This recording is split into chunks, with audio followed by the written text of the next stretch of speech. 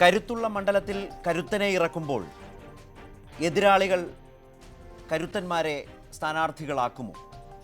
അങ്ങനെ വന്നാൽ മലപ്പുറത്തെ പോര് തീ പാറുമോ? പ്രൈം ഡിബേറ്റ് ചർച്ച ചെയ്യുകയാണ്. ആദ്യം പ്രധാന വാർത്തകൾ നോക്കാം.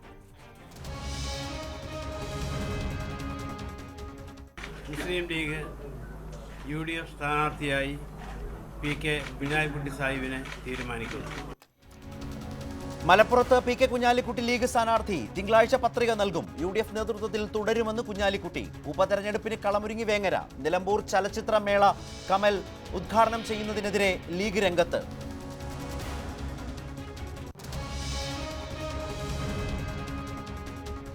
പാതയോരത്തെ ബാറുകൾ മാറ്റേണ്ടെന്ന് സർക്കാർ തീരുമാനം. മന്ത്രിസഭായോഗം നിലപാടെടുത്തത് അറ്റോർണി ജനറലിന്റെ നിയമോപദേശത്തിന്റെ അടിസ്ഥാനത്തിൽ.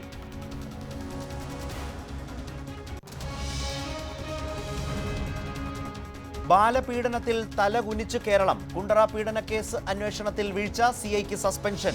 കുട്ടിയുടെ വീട്ടുകാർ അന്വേഷണത്തോട് സഹകരിക്കുന്നില്ലെന്ന് മന്ത്രി മേഴ്സിക്കുട്ടിയമ്മ. ഇരിട്ടിയിൽ മദ്രസാധ്യാപകനായ പീഡകൻ അറസ്റ്റിൽ. കോവളത്ത് സ്കൂൾ ബസ് ഡ്രൈവർ പിടിയിൽ. മിഷേലിന്റെ മരണത്തിൽ പ്രതി ക്രോണിന് ജാമ്യമില്ല.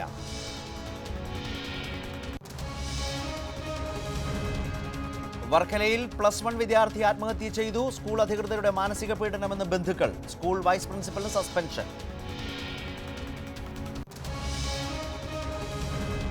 ലാവ്ലിനിൽ അഴിമതി തന്നെയെന്ന CBI വാദം ഖണ്ഡിച്ച് പിണറായി വിജയൻ. നിയമവിരുദ്ധമായി ഒന്നുമില്ല. പിണറായിക്കായി ഇനി ഹാജരാവുക ഹരീഷ് സാൽവെ. പുകഴ്ത്തൽ കേട്ടാൽ വീഴുന്നയാളല്ല താനെന്ന് നിയമസഭയിൽ പിണറായി.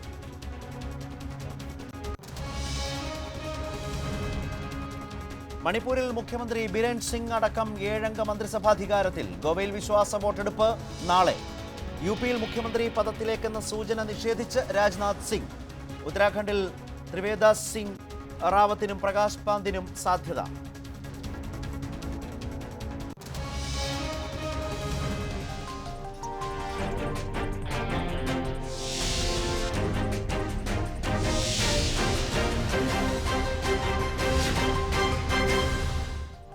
മലപ്പുറത്ത് പോരിന് കുഞ്ഞാലിക്കുട്ടി ഇറങ്ങും.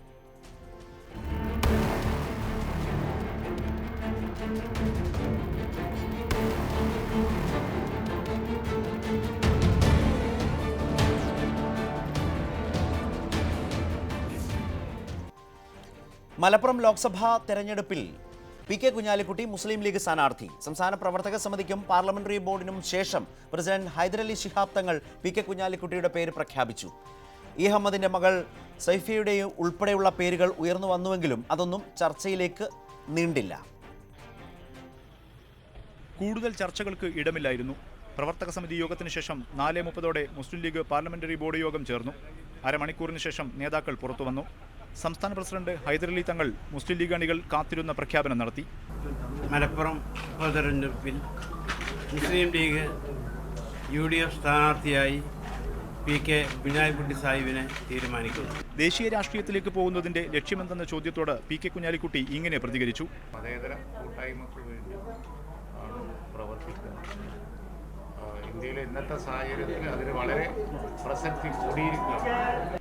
അഹമ്മദിന്റെ മകൾ ഡോക്ടർ ഫൗസിയുടേതുൾപ്പെടെയുള്ള പേരുകൾ ചില കോണുകളിൽ നിന്ന് ഉയർന്നിരുന്നുവെങ്കിലും അതൊന്നും ചർച്ചയിലേക്ക് വന്നില്ല.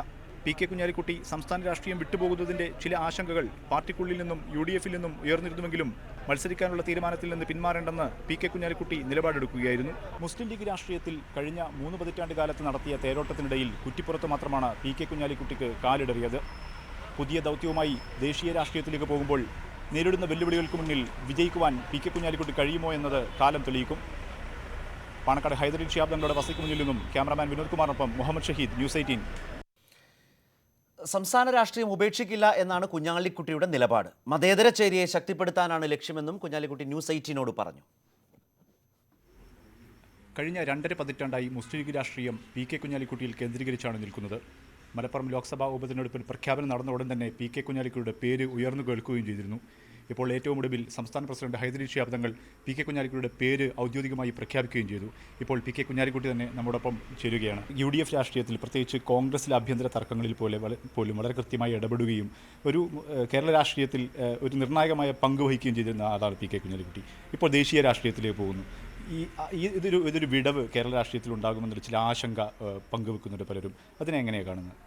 അല്ല, ഇവിടെ അതിനൊക്കെ കോൺഗ്രസ്സിന് അതിൻ്റെ ലീഡർഷിപ്പ് ഉണ്ട്, ഇവിടെ അതിന് പ്രാപ്തരായ നേതാക്കളുണ്ട്. പിന്നെ കേരളത്തിൽ നിന്ന് പോകുന്നു എന്ന് പറഞ്ഞു കഴിഞ്ഞിട്ട് ഇവിടുത്തെ രാഷ്ട്രീയത്തിലില്ല എന്നർത്ഥമില്ലല്ലോ. തങ്ങൾ തന്നെ പത്രക്കാർ ചോദിച്ചപ്പോൾ അതിന് മറുപടി പറഞ്ഞു. കാരണം UDF രാഷ്ട്രീയത്തിൽ തുടരും, UDF നേതൃത്വത്തിൽ തുടരും എന്ന് തങ്ങൾ പറഞ്ഞു കഴിഞ്ഞു.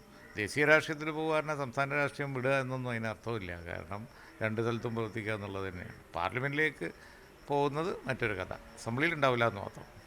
ഒപ്പം തന്നെ ദേശീയ രാഷ്ട്രീയത്തിൽ വലിയ വെല്ലുവിളികൾ ഉണ്ട്. ഇപ്പം നേരത്തെ UPAക്ക് സമാനമായൊരു സാഹചര്യമല്ല. BJP കേന്ദ്രത്തിൽ ഭരിക്കുന്നുണ്ട്.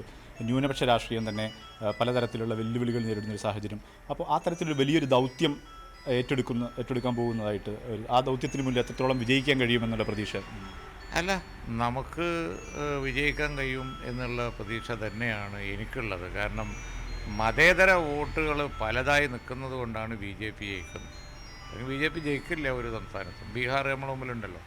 UPയിലെ പോലെ ഒരു ഡിവിഷൻ വരാനുണ്ടോ? അത്ര അധികം ഭിന്നിപ്പ് പ്രകടമായ ഒരു ഇലക്ഷൻ ഉണ്ടായിട്ടില്ല. അതുകൊണ്ടാണ് BJPക്ക് ഈ വിജയം ഉണ്ടായത്. അപ്പോൾ മതേതര ശക്തികൾ എന്ന് യോജിക്കുന്നോ അന്ന് വരെ BJPൻ്റെ വിജയമുള്ളൂ. അതോടുകൂടി തീരും. അതിന് വ്യക്തിപരമായി ചെയ്യാൻ പറ്റുന്നതൊക്കെ ഞാനും കോൺട്രിബ്യൂട്ട് ചെയ്യും. എല്ലാവിധ വിജയ ആശംസകളും നേരുകയാണ്. ഇപ്പോൾ PK കുഞ്ഞാലിക്കുട്ടി പങ്കുവച്ചതുപോലെ സംസ്ഥാന രാഷ്ട്രീയം വിടുന്നില്ല, ദേശീയ രാഷ്ട്രീയത്തിലേക്ക് പോകുമ്പോൾ വലിയ വെല്ലുവിളികൾ കാത്തിരിക്കുന്നുണ്ട്. ഇത് തൻ്റെ സംസ്ഥാന രാഷ്ട്രീയത്തിലെ അനുഭവ പരിചയം വെച്ച് അത് പരിഹരിച്ച് ഈ വെല്ലുവിളികൾ തൻ്റെ അടുത്തോടുകൂടി നേരിടുമെന്ന ശുഭപ്രതീക്ഷ അദ്ദേഹം മുന്നോട്ട് വയ്ക്കുന്നുണ്ട്. ക്യാമറാമാൻ വിനോദ് കുമാറിനൊപ്പം മുഹമ്മദ് ഷഹീദ്, News 18. ഈ തീരുമാനം വന്നതിന് ശേഷം അല്പം മുമ്പാണ് PK കുഞ്ഞാലിക്കുട്ടി ഞങ്ങളോട് സംസാരിച്ചത്, ഞങ്ങളുടെ പ്രതിനിധി ഷഹീദിനോട് സംസാരിച്ചത്. ഇപ്പോൾ പ്രൈം ഡിബേറ്റ് ചർച്ചയിൽ ടെലിഫോൺ ലൈനിൽ ശ്രീ ET മുഹമ്മദ് ബഷീർ MP ചേരുന്നു, Shri A Ummer MLA league നേതാവ് തത്സമയം ചേരുന്നു, CPIM നേതാവ് ശ്രീ ആനത്തലോട്ടം ആനന്ദൻ, മുതിർന്ന മാധ്യമപ്രവർത്തകരായ ശ്രീ സണ്ണിക്കുട്ടി എബ്രഹാം, ശ്രീ A സജീവൻ എന്നിവരും ചേരുകയാണ് ഈ ചർച്ചയിൽ. ശ്രീ ET മുഹമ്മദ് ബഷീർ, ഇപ്പോൾ തന്നെ ലോക്സഭയിൽ പ്രഗത്ഭനായ താങ്കളാണ് ലീഗിനെ നയിക്കുന്നത്. UDFൻ്റെ ഏറ്റവും ശക്തമായൊരു പ്രാതിനിധ്യമാണ് താങ്കൾ. അങ്ങനെയുള്ളപ്പോൾ എന്തിനാണ് PK കുഞ്ഞാലിക്കുട്ടിയെ കൂടി അങ്ങോട്ടേക്ക് കൊണ്ടുപോകാം എന്ന് ആലോചിക്കുന്നത്? അങ്ങനെയല്ല, കുഞ്ഞാലിക്കുട്ടി നേരത്തെ ആമസാബ് ജനറൽ സെക്രട്ടറി ആയിരുന്ന സമയത്ത് ട്രഷറായിരുന്നു, ആ മേഖല ചെയ്യുന്നതാണ്. മാത്രമല്ല അദ്ദേഹം ഒരുപാട് കാലത്തായിട്ടും പിന്നെ മിനിസ്റ്റർ എന്ന നിലയിലും അഡ്മിനിസ്ട്രേറ്റർ എന്ന നിലയിലൊക്കെ തന്നെ മികവ് തെളിയിച്ച വ്യക്തിയുമാണ്. ഇന്നത്തെ ഇന്ത്യൻ സാഹചര്യത്തിൽ ന്യൂനപക്ഷ ശക്തമായിട്ടൊരു സാന്നിധ്യം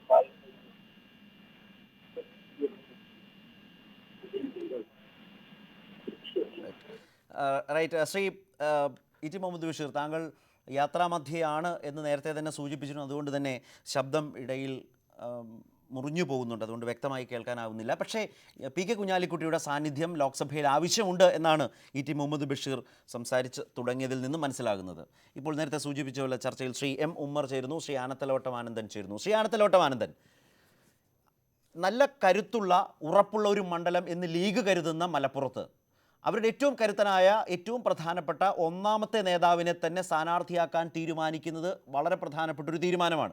ആര് നിന്നാലും ജയിക്കുമെന്ന് ലീഗുകാർ വിചാരിക്കുന്ന ഒരു മണ്ഡലത്തിൽ കുഞ്ഞാലിക്കുട്ടിയെ തന്നെ മത്സരിപ്പിക്കാൻ തീരുമാനിക്കുന്നതോടെ ഒരു വലിയ മത്സരം നൽകാനുള്ള ബാധ്യത, രാഷ്ട്രീയ ഉത്തരവാദിത്വം ഇടതുമുന്നണിക്കുണ്ട്. ആ വെല്ലുവിളി ഏറ്റെടുക്കുകയാണോ?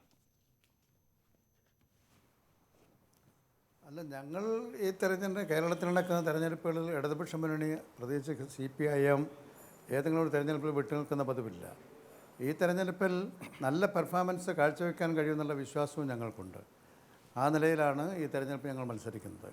ലീഗിന് കുഞ്ഞാലിക്കുട്ടിയോ അതിനേക്കാൾ കൂടുതൽ ആളുകൾ വരുത്തി അവർക്ക് കിട്ടിയ വോട്ട് കുറയാതെ സൂക്ഷിക്കേണ്ട ബാധ്യത അവർക്ക് വരും. അതുകൊണ്ട് അതിനു വേണ്ടിയിട്ടുള്ള എല്ലാ പരിശ്രമങ്ങളും നടത്തും. അത് കണ്ടുകൊണ്ട് തന്നെ അതിന് പറ്റിയ കാൻഡിഡേറ്റിനെ നമ്മൾ പുട്ടപ്പ് ചെയ്യുകയും തെരഞ്ഞെടുപ്പ് സജീവമായി പ്രവർത്തിക്കുകയും ചെയ്യും.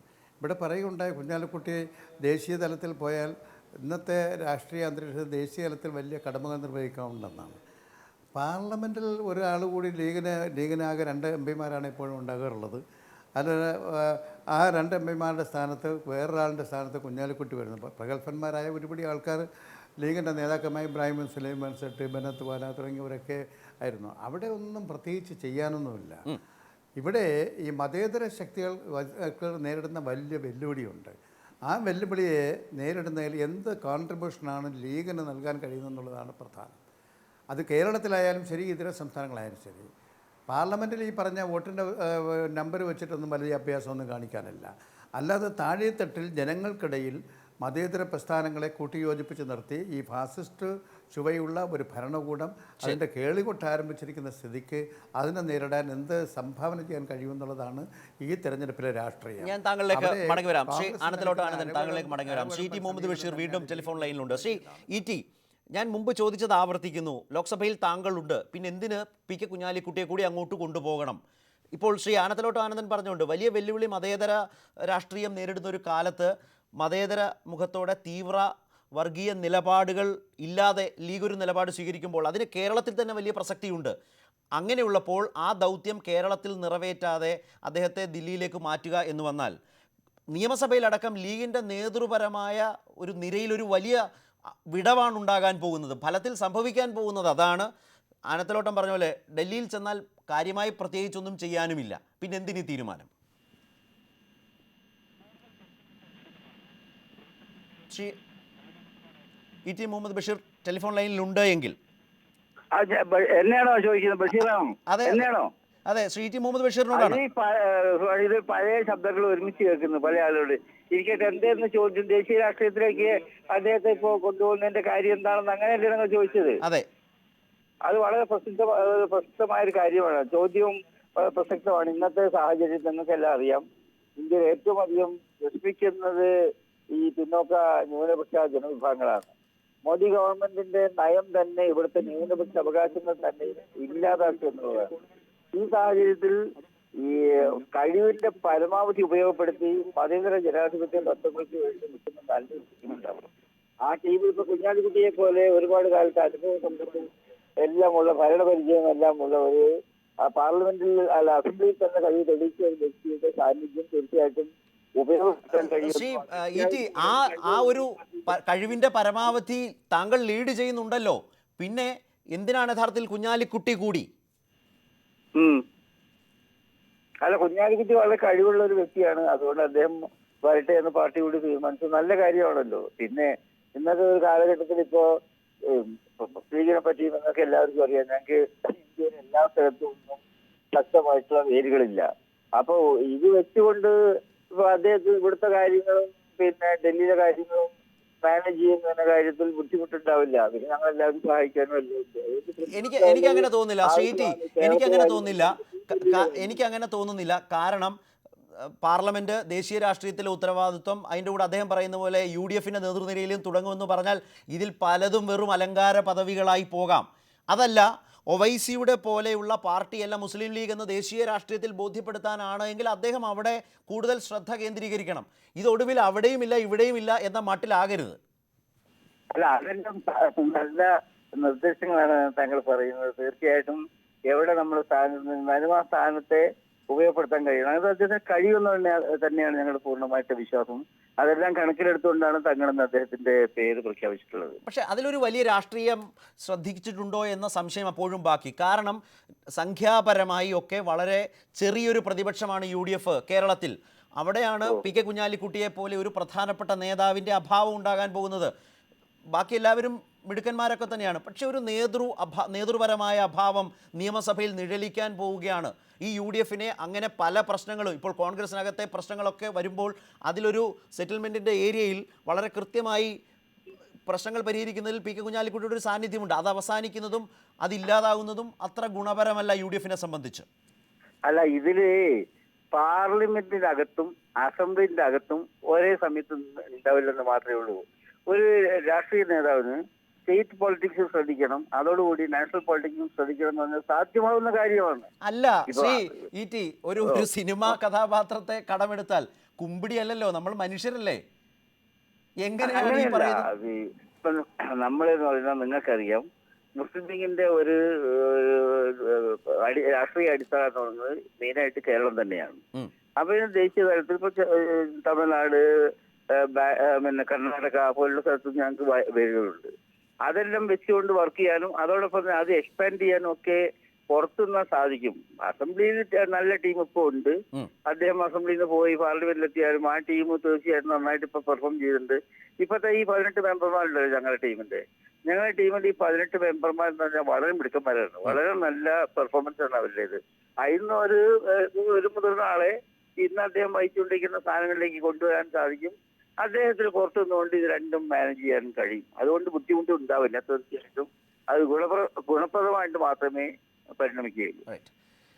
നന്ദി ശ്രീ ടി മുഹമ്മദ് ബഷീർ. അദ്ദേഹം യാത്രയ്ക്ക് ഒരുങ്ങുന്നതിനിടയിലാണ് സംസാരിച്ചത്. ശ്രീ ആനന്ദലോട്ട് ആനന്ദൻ, താങ്കൾ പറഞ്ഞതിൽ നിന്നുമാണ് ഞാൻ നേരത്തെ ടിയിലേക്ക് പോയത്. അത്തരമൊരു രാഷ്ട്രീയ കാഴ്ചപ്പാടോടുകൂടി ദേശീയ തലത്തിലേക്ക് കുഞ്ഞാലിക്കുട്ടിയെ ഉയർത്തിക്കൊണ്ടുവരാൻ പോകുന്നു. അഹമ്മദിൻ്റെ അസാന്നിധ്യമുണ്ട്. ആ ഒരു നേതൃപരമായ സ്ഥാനം കിടക്കുകയാണ്. അത് ഏറ്റെടുക്കുക എന്ന് പറയുന്ന വലിയ കൃത്യമായ നിലപാട്. അതുകൊണ്ട് തന്നെ ഒരു തരത്തിലും അവർ താങ്കൾ പറഞ്ഞ പോലെ ലഭിച്ച വോട്ട്, ലഭിച്ച ഭൂരിപക്ഷം അത് നിലനിർത്തി പോകാനുള്ള കണക്കുകൂട്ടലോടെയാണ് ലീഗ് ഇറങ്ങുന്നത്. അങ്ങനെ ഇറങ്ങുമ്പോൾ താങ്കൾ പറഞ്ഞ പോലെ ബഹിഷ്കരിക്കുന്ന പതിവൊന്നും കേരളത്തിലെ ഒരു തെരഞ്ഞെടുപ്പിലൂടെ മുന്നണിക്കില്ല. തോൽക്കുന്ന മണ്ഡലങ്ങളിൽ പോലും ശക്തമായ പോരാട്ടം കാഴ്ചവെച്ചിട്ടുണ്ട്. TK ഹംസയൊക്കെ വിജയിപ്പിച്ചെടുത്തതുപോലെയുള്ള ശക്തമായ മത്സരം അവിടെ കാഴ്ചവെക്കാൻ ഇടതുമുന്നണി തയ്യാറാകുമോ? അങ്ങനെയെങ്കിൽ കരുത്തരായ സ്ഥാനാർത്ഥികൾ ഉണ്ടാകണം. അല്ല, ഇടതുപക്ഷ മുന്നണിയെ സംബന്ധിച്ചിടത്തോളം കരുത്തരായ സ്ഥാനാർത്ഥിയെ തന്നെ കണ്ടെത്തി ഈ തെരഞ്ഞെടുപ്പിൽ ഞങ്ങൾ മത്സരിക്കും. ലീഗിന് കഴിഞ്ഞ തവണ കിട്ടിയ വോട്ട് പിടിക്കാൻ കഴിയാത്ത ഒരു സാഹചര്യം ഇന്ന് ഉയർന്നു വന്നിട്ടുണ്ട്. ആ സാഹചര്യമെല്ലാം പ്രയോജനപ്പെടുത്തും. BJPയും ഇന്നത്തെ അവരുടെ ട്രെൻഡ് വെച്ചുകൊണ്ട് കഴിഞ്ഞ തെരഞ്ഞെടുപ്പിൽ പിടിച്ച വോട്ട് പോലും പിടിക്കാൻ കഴിയാത്ത രാഷ്ട്രീയ സാഹചര്യമാണുള്ളത്. ഇടതുപക്ഷ മുന്നണി ഗവൺമെൻറ് അധികാരത്തിൽ വന്ന ശേഷം സ്വീകരിച്ചു വരുന്ന ഭരണപരമായ നടപടികൾ കേരളത്തിലെ ജനങ്ങളുടെ ഉയർത്തിയിട്ടുള്ള പ്രതീക്ഷ അതിനെല്ലാം കൈമുതലാക്കിക്കൊണ്ട് ഈ തെരഞ്ഞെടുപ്പിൽ നേരിടുകയാണ് ഞങ്ങൾ ചെയ്യുന്നത്. തെരഞ്ഞെടുപ്പിലെ വിലയിരുത്തൽ ജനങ്ങൾ നോക്കുന്നത് ഓരോ കക്ഷിയുടെയും ആ തെരഞ്ഞെടുപ്പ് സമയത്തെ ആ കാലാവസ്ഥയിലെ രാഷ്ട്രീയ നിലപാടുകളാണ് പ്രധാനം. ഇവിടെ ലീഗുകാർ പറയുന്നുണ്ട് മതേതരത്വം ശക്തിപ്പെടുത്താൻ. ചുമ്മാ പറച്ചിൽ പറഞ്ഞുകൊണ്ടായ മതേതരത്വം ശക്തിപ്പെടുന്നതിൽ കോൺഗ്രസിനോടൊപ്പമാണ് ഇവരിപ്പോഴും നിൽക്കുന്നത്. മതേതരം കാത്തു സൂക്ഷിക്കാൻ കോൺഗ്രസ് എന്താ സ്ഥിതി? ഇപ്പോൾ റായ്ബറേലിയിലും അതുപോലെ അവിടെയുള്ള പ്രധാനപ്പെട്ട UPയിലെ രാജീവ് ഗാന്ധിയും ഇന്ദിരാഗാന്ധിയും ഒക്കെ മത്സരിച്ച മണ്ഡലങ്ങളൊക്കെ അമ്പേ പരാജയപ്പെട്ടു പോയില്ലേ? കോൺഗ്രസ് ദുർബലമാകേണ്ട. അത് ദുർബലമാകുന്നത് ഞങ്ങൾക്ക് സന്തോഷമല്ല. ആ ദുർബലമാകുന്നിടത്തെല്ലാം BJP ആണ് വരുന്നത്. കോൺഗ്രസ് തന്നെ BJP ആകുന്നത്. അവരുമായിട്ടുള്ള കൂട്ടുകെട്ടാണ് ലീഗ് ഇപ്പോൾ നടത്തിക്കൊണ്ടേയിരിക്കുന്നത്. മതേതരത്വം കാത്തു സൂക്ഷിക്കണമെന്ന് പറയുന്നത്. മതേതരത്വം കാത്തു സൂക്ഷിക്കണമെങ്കിൽ ആ മതേതരത്വം ഉയർത്തിപ്പിടിക്കുന്ന രാഷ്ട്രീയ പ്രസ്ഥാനങ്ങളുമായി അവർ സഹകരിക്കുകയും സന്ധി ഉണ്ടാക്കുകയും വേണം. മതേതരത്വം ആണെന്ന് പരസ്യമായി പറയുകയും മതാധിഷ്ഠിത രാഷ്ട്രീയ പാർട്ടികളുമായി സന്ധി ചെയ്യുകയും ചെയ്യുന്ന കോൺഗ്രസിലൂടെയാണ് ഇപ്പോഴും അവരുടെ കൂട്ടുകെട്ടും കിടപ്പും. അപ്പോൾ എങ്ങനെയാണ് മതേതരത്വം സംരക്ഷിക്കുക? കോൺഗ്രസിൻ്റെ കൂടെ കൂട്ടുകൂടിയില്ലായിരുന്നെങ്കിൽ ഒരുപക്ഷെ അഖിലേഷ് യാദവിന് ഇതിനേക്കാൾ കൂടുതൽ സീറ്റ് കിട്ടുമെന്നാണ് രാഷ്ട്രീയ നിരീക്ഷകർ പറയുന്നത്. ശരി, കോൺഗ്രസ് അത്ര ഒറ്റപ്പെട്ട ഒരു പ്രസ്ഥാനമായി മാറി. തീർച്ചയായും ശ്രീ ആനന്ദലോട്ടം, ഇതൊക്കെയാണെങ്കിലും ഞാൻ താങ്കളിലേക്കല്ല വരുന്നത്. ഇതൊക്കെയാണെങ്കിലും മലപ്പുറം ലോക്സഭാ മണ്ഡലമാണ്. അതിൻ്റെ രാഷ്ട്രീയ പരിസരം മറ്റൊരു തരത്തിലാണ്. ശ്രീ ഉമ്മർ, ഇവിടെ അഹമ്മദിൻ്റെ മകളടക്കം മത്സരിക്കാനുള്ളൊരു താല്പര്യം വളരെ പരസ്യമായി പ്രകടിപ്പിക്കുന്ന സാഹചര്യമൊക്കെ ഉണ്ടായിരുന്നു. അങ്ങനെ ഒരു വനിതയെ മത്സരിപ്പിച്ച് ലോക്സഭയിൽ എത്തിക്കാൻ കഴിയുമായിരുന്നുവെങ്കിൽ അതിന് വേറൊരു തരത്തിൽ മുസ്ലിം ലീഗ് രാഷ്ട്രീയത്തിൽ അതിന് വലിയൊരു മാനമുണ്ടാകുമായിരുന്നു. അത്തരം പുതിയ അല്ലെങ്കിൽ വളരെ നല്ല തീരുമാനങ്ങൾക്കൊന്നും നിൽക്കാതെ പ്രധാനപ്പെട്ട നേതാവിനെ തന്നെ ലോക്സഭയിലേക്ക് എത്തിക്കുക എന്ന നിലയിലാണ് ലീഗ് ഒരു രാഷ്ട്രീയ തീരുമാനം കൈക്കൊണ്ടത്. ഇത് യഥാർത്ഥത്തിൽ കേരളത്തിലെ UDF നേതൃത്വത്തെ സംബന്ധിച്ച് അത്ര നല്ല ഒരു തീരുമാനമാണോ?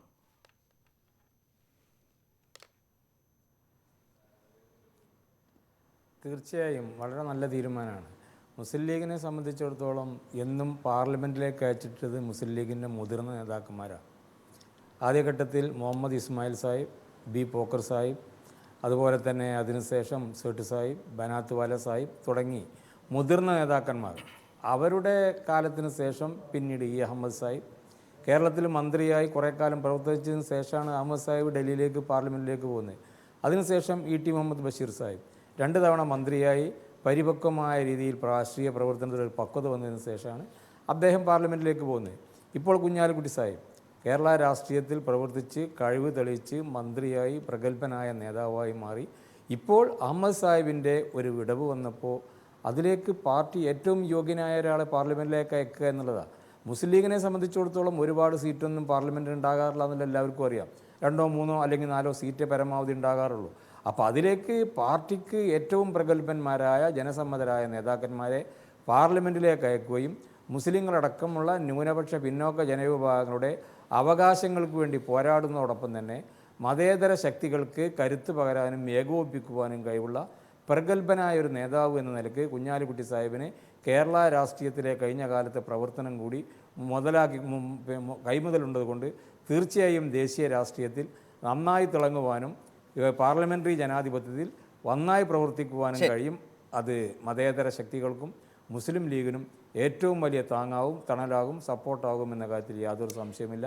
അതുകൊണ്ടാണ് പാർട്ടി സുചിന്തിതമായി കുഞ്ഞാലിക്കുട്ടി സാഹിബിനെ പാർലമെന്റിലേക്ക് അയക്കണമെന്ന് ശ്രീ തീരുമാനിച്ചത്. സണ്ണിക്കുട്ടി എബ്രഹാം, ഇപ്പോൾ ദേശീയ രാഷ്ട്രീയത്തിൽ ഒരു കൈ നോക്കാൻ ഒരുങ്ങുന്ന പി കെ കുഞ്ഞാലിക്കുട്ടി, അതിൽ ശ്രീ എം ഉമ്മർ പറഞ്ഞ വളരെ ശ്രദ്ധേയമായ ഒരു പരാമർശമുണ്ട്. മുസ്ലിം ലീഗ് പാർലമെൻറ്റ് സ്ഥാനാർത്ഥിത്വങ്ങളിൽ അവരുടെ ഒരു പരിചയ സമ്പന്നത വളരെ ഗൗരവമായി പരിശോധിക്കാറുണ്ട്. ഏതാണ്ട് ആ ഘട്ടത്തിൽ പി കെ കുഞ്ഞാലിക്കുട്ടി എത്തിയെന്ന് ആ പാർട്ടിക്ക് തോന്നുമ്പോൾ മാത്രമാണ് അദ്ദേഹത്തെ അവിടേക്ക് പോകാൻ അല്ലെങ്കിൽ മത്സരിക്കാൻ ഒരു ടിക്കറ്റ് ഒരുക്കി കൊടുക്കുന്നത്. അങ്ങനെയുള്ള പി കെ കുഞ്ഞാലിക്കുട്ടിയുടെ രാഷ്ട്രീയവും വളരെ ഗൗരവമായി വിലയിരുത്താവുന്നില്ല. തിരിച്ചടികളെ അതിജീവിച്ച വളരെ കൃത്യമായ അസാധാരണമായ ഒരു രാഷ്ട്രീയ വ്യക്തിത്വം. പാർട്ടിക്കുള്ളിലെ വിമർശകർ പോലും എതിരാളികൾ പോലും നിശബ്ദരാകുന്ന വിധത്തിൽ വലിയ പ്രതിസന്ധി ഘട്ടങ്ങളിലൊക്കെ പാർട്ടി ഒപ്പം നിർത്താൻ കഴിഞ്ഞ ഒരാൾ, പ്രത്യേകിച്ച് ഐസ്ക്രീം കേസിലൊക്കെ ഏറ്റവും വലിയ തിരിച്ചടി നേരിട്ട കാലത്ത് പോലും അതിൽ നിന്നുള്ള അദ്ദേഹത്തിൻ്റെ തിരിച്ചുവരവടക്കം കേരള രാഷ്ട്രീയം അതുപോലെ കണ്ടിട്ടുള്ളതാണ്. അങ്ങനെയുള്ള പി കെ കുഞ്ഞാലിക്കുട്ടി ഈ പറയുന്ന ഒരു പുതിയ രാഷ്ട്രീയ ദൗത്യം ഏറ്റെടുക്കാൻ പോകുന്നതിൽ വളരെ ഗൗരവതരമായ വളരെ ഗൗരവമുള്ള ഒരു സാധ്യത കാണുന്നയാളാണോ ശ്രീ സണ്ണിക്കുട്ടി? ശരത്തെ ശ്രീ പി കെ കുഞ്ഞാലിക്കുട്ടിയെ മലപ്പുറത്ത് സ്ഥാനാർത്ഥിയാക്കിയതിലൂടെ എന്തോ ഒരു വലിയ രാഷ്ട്രീയ ദൗത്യം നിർവഹിക്കാൻ മുസ്ലിം ലീഗോ കുഞ്ഞാലിക്കുട്ടിയോ ഒരുങ്ങുന്നു എന്ന് പറയുന്നതിൽ എന്തെങ്കിലും അർത്ഥമുണ്ടെന്ന് എനിക്ക് തോന്നുന്നില്ല. ഇപ്പോൾ നേരത്തെ ശ്രീ ഉമ്മർ സാഹിബ് ഇവിടെ പറഞ്ഞു പല പ്രഗത്ഭരെ വിട്ടിട്ടുണ്ടെന്നൊക്കെ പറഞ്ഞു. പ്രഗത്ഭരായ ആളുകളൊക്കെ തന്നെ പോയിട്ടുണ്ട്. പലതും കേരളത്തിന് പുറത്തുനിന്നുള്ളവരായിരുന്നു. പലരെ അക്കോമഡേറ്റ് ചെയ്യാൻ ഇവിടുത്തെ കേരളത്തിലെ സീറ്റുകളിൽ മത്സരിച്ച് വിജയിപ്പിച്ചിട്ടുണ്ട്. അവരൊക്കെ ലീഗിൻ്റെ വളരെ പ്രഗത്ഭരായ നേതാക്കന്മാർ തന്നെ. നമുക്ക് ഇന്നിപ്പോൾ ദേശീയ തലത്തിലെയും കേരളത്തിലെയും രാഷ്ട്രീയം പരിശോധിക്കുന്ന ഒരു സാഹചര്യത്തിൽ എന്നെ സംബന്ധിച്ചിടത്തോളം ഈ ഒരു തീരുമാനം വളരെ അത്ഭുതകരമായിട്ട് വിസ്മയകരമായ ഒരു തീരുമാനമായിട്ടാണ്. നേരത്തെ നമ്മൾ മനസ്സിലാക്കിയിരുന്നു, ശ്രീ കുഞ്ഞാലിക്കുട്ടി പോലും അത് ആഗ്രഹിച്ചിരുന്നു എന്നാണ് നാം അറിയുന്നത്. പക്ഷേ ആ ഒരു തീരുമാനത്തിൻ്റെ പിന്നിലെ രാഷ്ട്രീയ ബുദ്ധി എത്രത്തോളം അല്ലെങ്കിൽ തന്ത്രജ്ഞത എത്രത്തോളം ശരിയാണ് എന്നുള്ളത് എന്നെ സംബന്ധിച്ചിടത്തോളം അത്ഭുതപ്പെടുത്തുന്ന ഒരു കാര്യമാണ്. വലിയ വ്യാഖ്യാനങ്ങളൊക്കെ നമ്മൾ ഇവിടെ കേൾക്കുകയുണ്ടായി. നമുക്കറിയാം 1,94,000 വോട്ടിൻ്റെ ഭൂരിപക്ഷത്തിൽ അഹമ്മദ് സാഹിബ് ജയിച്ചൊരു മണ്ഡലമാണ്. അവിടെ കോണി ചിഹ്നത്തിൽ ആരെ മത്സരിപ്പിച്ചാലും ലീഗിൻ്റെ ഏത് നേതാവിനെ മത്സരിപ്പിച്ചാലും വിജയിക്കാവുന്നതേ ഉള്ളൂ. ശ്രീ ആനത്തലോട്ടം ആനന്ദൻ ഇവിടെ എന്താ പറഞ്ഞത്? ജയിക്കുമെന്നോ ഒരു വലിയ മത്സരം നൽകുമോ എന്നതിനപ്പുറത്ത് അദ്ദേഹം പറഞ്ഞത് കഴിഞ്ഞ തവണ കിട്ടിയ വോട്ട് കിട്ടാതെ നോക്കാനുള്ള ഒരു പരിശ്രമം ഞങ്ങളുടെ ഭാഗത്തു നിന്നുണ്ടാകുന്ന. BJP ആണെങ്കിൽ അവിടെ ഈ ഒരു മത്സരത്തെ ഗൗരവമായിട്ട് എടുക്കണോ വേണ്ടായോ എന്ന കാര്യത്തിൽ ഇന്നലെ അവരുടെ കോർ കമ്മിറ്റിയിൽ വലിയ തർക്കങ്ങളുണ്ടായി. സാധാരണ ET മുഹമ്മദ് ബഷീർ ഇത്തരം രാഷ്ട്രീയ ചർച്ചകളിൽ വളരെ കൺവിൻസിംഗ് ആയിട്ട് ഉത്തരം പറയുന്ന ഒരാളാണ്. പക്ഷേ ശരത്തിൻ്റെ ചോദ്യങ്ങൾക്ക് ET മുഹമ്മദ് ബഷീർ സാഹിബിൻ്റെ ഉത്തരങ്ങൾ അത്ര കൺവിൻസിംഗ് ആണ് എന്ന് എനിക്ക് തോന്നുന്നില്ല. കാരണം ഈ തീരുമാനവും ലീഗിൻ്റെ അണികളെ സംബന്ധിച്ചിടത്തോളം ആണെങ്കിലും കേരളത്തിലെ രാഷ്ട്രീയം ശ്രദ്ധിക്കുന്നവരെ സംബന്ധിച്ചാണെങ്കിലും അത്ര കൺവിൻസിംഗ് അല്ല. കാരണം ഒരു മതേതര കൂട്ടായ്മയ്ക്ക് നേതൃത്വം കൊടുക്കാൻ ദേശീയ രംഗത്ത് മാറിയ രാഷ്ട്രീയ സാഹചര്യങ്ങളിൽ പുതിയൊരു നേതൃത്വം പ്രദാനം ചെയ്യുന്നതിന് ശ്രീ കുഞ്ഞാലിക്കുട്ടി തന്നെ ന്യൂസ് 18നോട് പറയുന്നത് വോട്ടുകൾ വിഭജിക്കപ്പെട്ടു പോകുന്നൊരു സാഹചര്യം കൊണ്ടാണ് BJP ജയിച്ചു വരുന്നത്. അത് ഒഴിവാക്കാൻ ഈ ഒരു സാഹചര്യങ്ങളിലൊന്നും നിലവിലെ രാഷ്ട്രീയ സാഹചര്യത്തിൽ മുസ്ലിം ലീഗിന് യാതൊരു റോളും തൽക്കാലം വഹിക്കാനില്ല എന്നുള്ളത് നമുക്ക് എല്ലാവർക്കും അറിയാം. ഇനി വർഗീയ ഫാസിസ്റ്റ് ശക്തികൾക്കെതിരായിട്ടുള്ള ഒരു പോരാട്ടം ശക്തിപ്പെടുത്താനാണെങ്കിൽ വാസ്തവത്തിൽ ചെയ്യേണ്ടത് എന്താ? കുഞ്ഞാലിക്കുട്ടി സാഹിബ് ഇപ്പോൾ ചെയ്തുകൊണ്ടിരിക്കുന്ന കാര്യം, അതായത് അത് കുറച്ചുകൂടെ ഭംഗിയായിട്ട് കേരളത്തിൽ ആ പാർട്ടി ഉൾപ്പെട്ട് നിൽക്കുന്ന UDF-നെ കൂടുതൽ ശക്തിപ്പെടുത്തുക. അടുത്ത ലോക്സഭാ തെരഞ്ഞെടുപ്പിൽ UDF-ന് കൂടുതൽ സീറ്റുകൾ കിട്ടുന്ന രീതിയിൽ കേരളത്തിലെ രാഷ്ട്രീയത്തിൽ ഇടപെട്ടുകൊണ്ട് UDF-ന് കുറേ കൂടെ ഫലപ്രദമായ നേതൃത്വം നൽകിക്കൊണ്ട് കുഞ്ഞാലിക്കുട്ടി സാഹിബിൻ്റെ പ്രവർത്തനം നമുക്കറിയാം. വെറും ഒരു ലീഗിൻ്റെ നേതാവ് മാത്രമായിരുന്നില്ല. അദ്ദേഹം കേരളത്തിലെ രാഷ്ട്രീയ നിർണായകമായ പല പ്രശ്നങ്ങളും വളരെ കൃത്യമായി ഇടപെടലുകൾ നടത്തുന്ന, കോൺഗ്രസിനുള്ളിലെ പ്രശ്നങ്ങളിലാണെങ്കിലും നമുക്കറിയാം, നമുക്ക് ലീഗിൻ്റെ ചരിത്രം നോക്കും, സമീപകാല ചരിത്രം.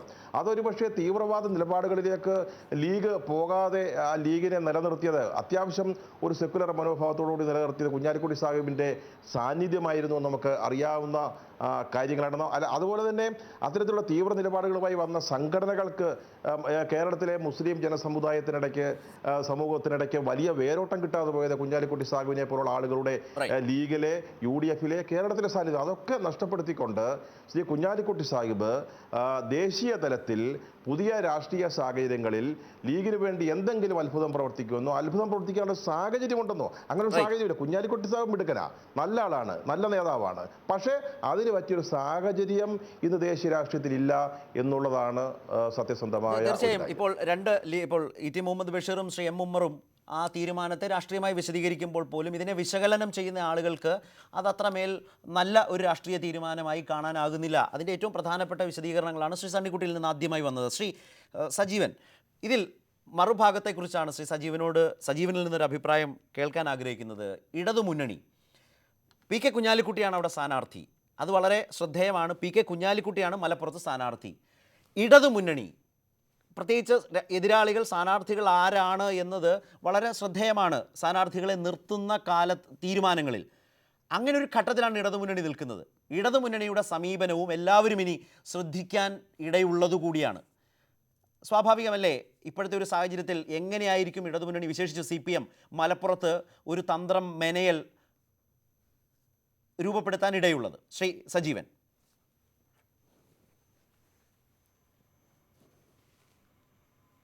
ഇടതുമുന്നണി വളരെ കൃത്യമായിട്ടുള്ള രാഷ്ട്രീയ നീക്കം നടത്തിയ 2004 ഇതേ മലപ്പുറം ലോക്സഭാ മണ്ഡലത്തിൽ, അന്നതിൻ്റെ പേര് മഞ്ചേരി എന്നായിരുന്നു, മഞ്ചേരിയിൽ അട്ടിമറി നടത്താൻ അവർക്ക് കഴിഞ്ഞിട്ടുണ്ട്. അത് തന്നെയാണ് ഏറ്റവും വലിയ, അവർക്ക് മുമ്പുള്ള ഏറ്റവും വലിയ ഉദാഹരണവും. 2004 മഞ്ചേരിയിൽ T.K. ഹംസ ജയിച്ചു. T.K. ഹംസ ജയിച്ച ആ മണ്ഡലത്തിൽ ആണ് പിന്നീട് അത് പേര് മാറി മലപ്പുറം ആയിട്ട് മാറുന്നു.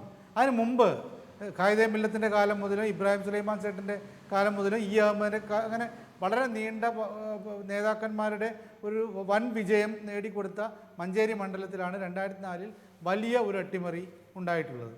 അതിനുശേഷം വീണ്ടും അഹമ്മദ് വളരെ ശക്തമായ രീതിയിൽ വന്നു. കഴിഞ്ഞ ലോക്സഭാ തെരഞ്ഞെടുപ്പിൽ ഇടതു മുന്നണി അവിടെ P.K. സൈനബയെ സ്ഥാനാർത്ഥിയാക്കി വെച്ചു. അന്ന് തീർച്ചയായിട്ടും ഒരു വനിതാ സ്ഥാനാർത്ഥി ഉണ്ടാകുന്ന അവർ നല്ല നേതാവാണ്, അവരെ കുറച്ച് കാണിക്കുകയില്ല. പക്ഷേ മലപ്പുറം പോലുള്ളൊരു സ്ഥലത്ത് അവരെ നേതാവാക്കി, അവരെ സ്ഥാനാർത്ഥിയാക്കി വെച്ചതുകൊണ്ട് സത്യത്തിൽ വോട്ട് വളരെ ചോർന്നു എന്നുള്ളതാണ് സത്യം. അപ്പോൾ അത് അവിടെ മലപ്പുറത്തിൻ്റെ മനസ്സറിഞ്ഞുകൊണ്ട് വേണ്ട ഒരു സ്ഥാനാർത്ഥിയെ വെക്കേണ്ടിയിരുന്നു. അവിടെ നിന്ന് വോട്ട് കിട്ടാൻ വേണ്ട രൂപത്തിൽ T.K. ഹംസയെ പോലെ ജനങ്ങളുടെ ഹൃദയത്തിലേക്ക് ഇറങ്ങി ചെന്നിട്ട് വോട്ട് പിടിച്ചു വാങ്ങാൻ പറ്റുന്ന ഒരു നേതാവിനെ അവിടെ സ്ഥാനാർത്ഥിയാക്കി വെക്കാൻ കഴിഞ്ഞ തവണ LDF-ന് കഴിഞ്ഞില്ല. അതുകൊണ്ടാണ് 1,94,000 ഭൂരിപക്ഷം എന്ന് പറയുന്ന ഒരു വൻ വിജയത്തിലേക്ക് അഹമ്മദിന് എത്താൻ പറ്റിയത്. ഇത്തവണയും ഞങ്ങളൊരു മത്സരത്തിന് സ്ഥാനാർത്ഥിയെ വയ്ക്കും എന്ന രീതിയിലാണ് പോകുന്നതെങ്കിൽ ഇടതുപക്ഷത്തിന് വളരെ സങ്കടകരമായിട്ടുള്ള അവസ്ഥയായിരിക്കും. അതൊരു പക്ഷേ 2 ലക്ഷത്തിനും മുകളിലേക്കുള്ള ഭൂരിപക്ഷത്തിലേക്ക് പോയേക്കാം. നല്ല സ്ഥാനാർത്ഥിയെ കണ്ടെത്താനാണ് ഇപ്പോൾ അവർ ശ്രമിക്കേണ്ടത്. അങ്ങനെ നല്ല സ്ഥാനാർത്ഥിയെ കണ്ടെത്താനുള്ളൊരു തീവ്ര ശ്രമം, അത് വെറുതെ ഒരു സ്ഥാനാർത്ഥി ആയതുകൊണ്ട് കാര്യമില്ല, ജനങ്ങൾക്ക് ഏറ്റവും പ്രിയപ്പെട്ട ഒരാളായിട്ട് മാറണം. ഞാൻ പറഞ്ഞ ഉദാഹരണത്തിന് പറഞ്ഞ T.K. ഹംസയെ പോലെ. അങ്ങനെ T.K. ഹംസയ്ക്ക് ഏതായാലും ഇപ്രാവശ്യം അങ്ങനെ ഇനി മത്സരിക്കാനുള്ള അത്രയൊരു സാധ്യതയില്ല. പക്ഷേ വേറെ നല്ലൊരു നേതാവിനെ കണ്ടെത്തിയിട്ട്, അല്ലെങ്കിൽ മറ്റൊരു മേഖലയിലുള്ള ആളെ കണ്ടെത്തിയിട്ട് സ്ഥാനാർത്ഥിയാക്കാനാണ് LDF ശ്രമിക്കേണ്ടത്. അപ്പോഴവർക്ക് അതിന് വേണ്ട രീതിയിൽ അവർ വളരെ സജീവമായുള്ള പ്രവർത്തനം നടത്തി കഴിഞ്ഞാൽ അവർക്ക് എന്തെങ്കിലുമൊക്കെ പ്രതീക്ഷ ജയമല്ലെങ്കിൽ പോലും അവർ നല്ലൊരു ഫൈറ്റ് കൊടുക്കാനുള്ളൊരു സാധ്യത അവർക്കുണ്ട്. അതിന് ഇടതുപക്ഷം തയ്യാറാകുമോ എന്നുള്ളതാണ് നമ്മൾ നോക്കേണ്ടത്. പലപ്പോഴും ഇത്തരം ഘട്ടങ്ങളിലൊക്കെ തങ്ങൾക്കത്ര ജയസാധ്യതയില്ലെങ്കിൽ അത്ര ജയസാധ്യത കുറഞ്ഞ തരത്തിലുള്ള സ്ഥാനാർത്ഥിയെ തന്നെ, മുൻനിര സ്ഥാനാർത്ഥിയെ അല്ലാതെ നിർത്തുന്നൊരു പതിവുണ്ട്. അത് മാറ്റിയെടുക്കാൻ നമുക്ക് കഴിയുമോ എന്നുള്ളതാണ് ഇപ്പോഴത്തെ ഏറ്റവും പ്രധാനപ്പെട്ട കാര്യം.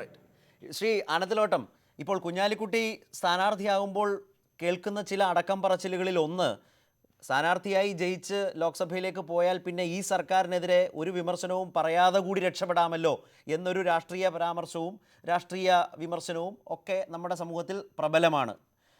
അത് അങ്ങനെ ഒരു സ്ഥാനാർത്ഥിത്വത്തിൻ്റെ അങ്ങനെ ഒരു സാധ്യത കൂടി കുഞ്ഞാലിക്കുട്ടിയുടെ ഈ സ്ഥാനാർത്ഥിത്വത്തിലേക്കും ദേശീയ രാഷ്ട്രീയത്തിലേക്കുള്ള മാറ്റത്തിലേക്കും ഒക്കെ കാണുന്നവരുണ്ട്. ഒന്ന്.